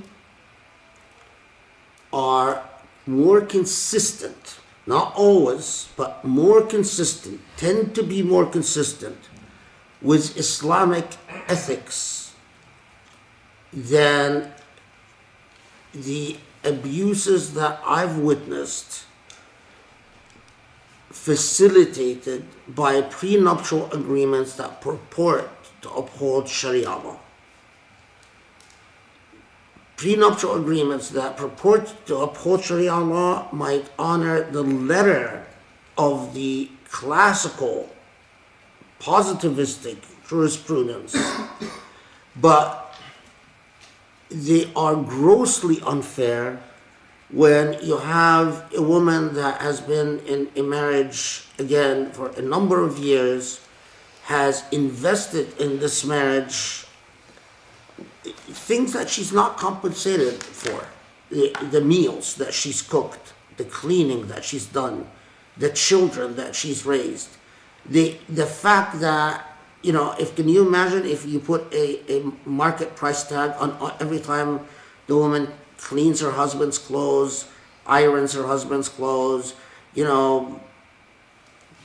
prepares meals for her husband, and so on.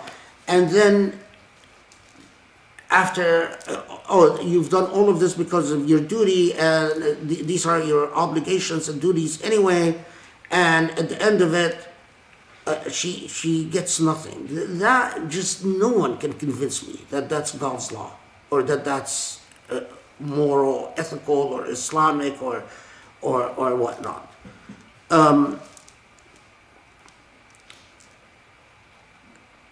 I am very well aware of some of the abuses that take place with community property, because on the other hand, people who got married for 6 months and then, you're entitled to half the property. That also has its absurdities. But a type of prenuptial agreement that is Sharia compliant, I actually once tried to draft a prenuptial agreement many years ago, that created, we weren't sure if it was even be enforced by, if it actually would be enforced by a court of law, because it created assessed a market value on all the labor, woman of the labor, which would then be, it was very complicated document. I don't know. I don't know if these people ever get divorced, but I've always been curious if it ended up in the court, because it had mathematical equations and everything, you know, and inflation rates for you know, meals cooked, house done in the house, work done in the house, you know, just a very I was young and, you know, yeah. Anyway, it's a document too. It's somewhere in the archives, by the way, because there's a copy of it. It was a monstrous 150 pages. Oh my God. Yeah, because it had took every eventuality, and then if there's children, and then if there are the two children, and you know, anyway. Okay, should Yeah. we move on? Yeah, move on. What's So we just have two more lists. We'll try to keep it I'll try to keep it short. Yeah. One is if you women who are interested in reconciliation or Okay, divorce I remember and that. want to divorce beautifully, or IS6 being Okay. used as Oh, reference IS6. for alimony. Yeah, you see, I mean, this is actually connected, because typically say, oh, look, you know, here, look at in this ayah, it talks about ujurhin, that this is their ajr, that all you're really entitled to is, and if you seek anything beyond, then you're acting un-Islamically. And again, you know, there is a fundamental thing.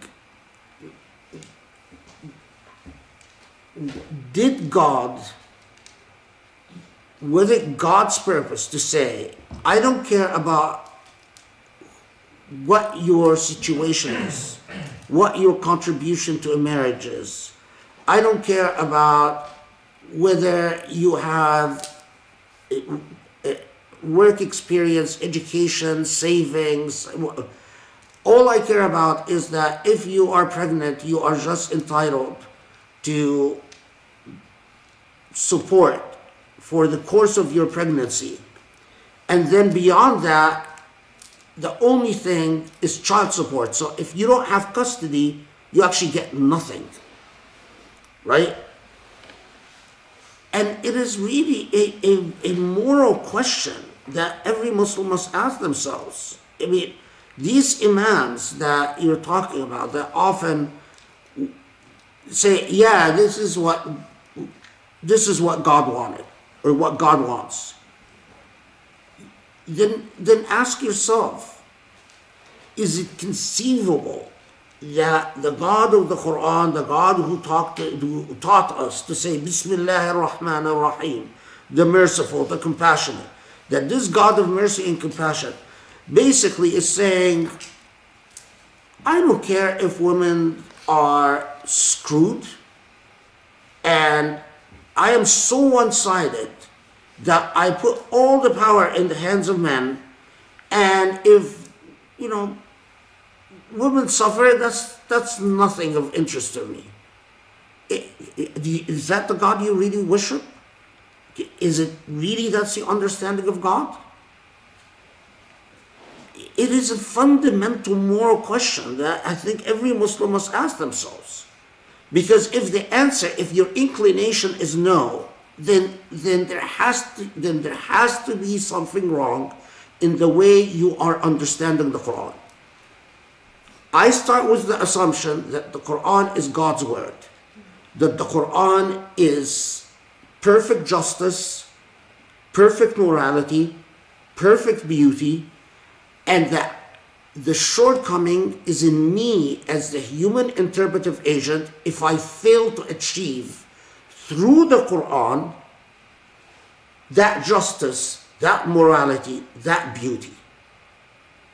And I believe that as a human being, justice, morality, and beauty must be coherent to me. That a rational human beings, that if you take average rational human beings, they would say, yes, that strikes us as beautiful. That strikes us as just. As, yes, there are many things we can disagree about, but that people innately respond to what's moral and what's just. yeah, I'm unfortunately fully, and I, when I see these types of discussions, I just think they're truly tragic. Um, um, I mean, if Surah Talaq itself, I believe, tells us that you as people, you live in darkness if you are unable to be fair and equitable towards half of the population. And that you as a people will be a failed people if you, but thinking of fairness and equity, then that means we have to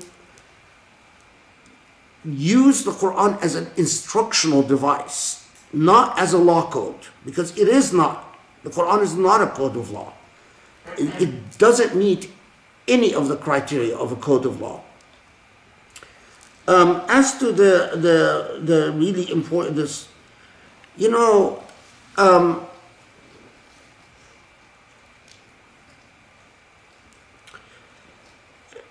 obviously, it is a situation quite often that one side, one partner, will try to be very decent while the other is being a complete sleaze.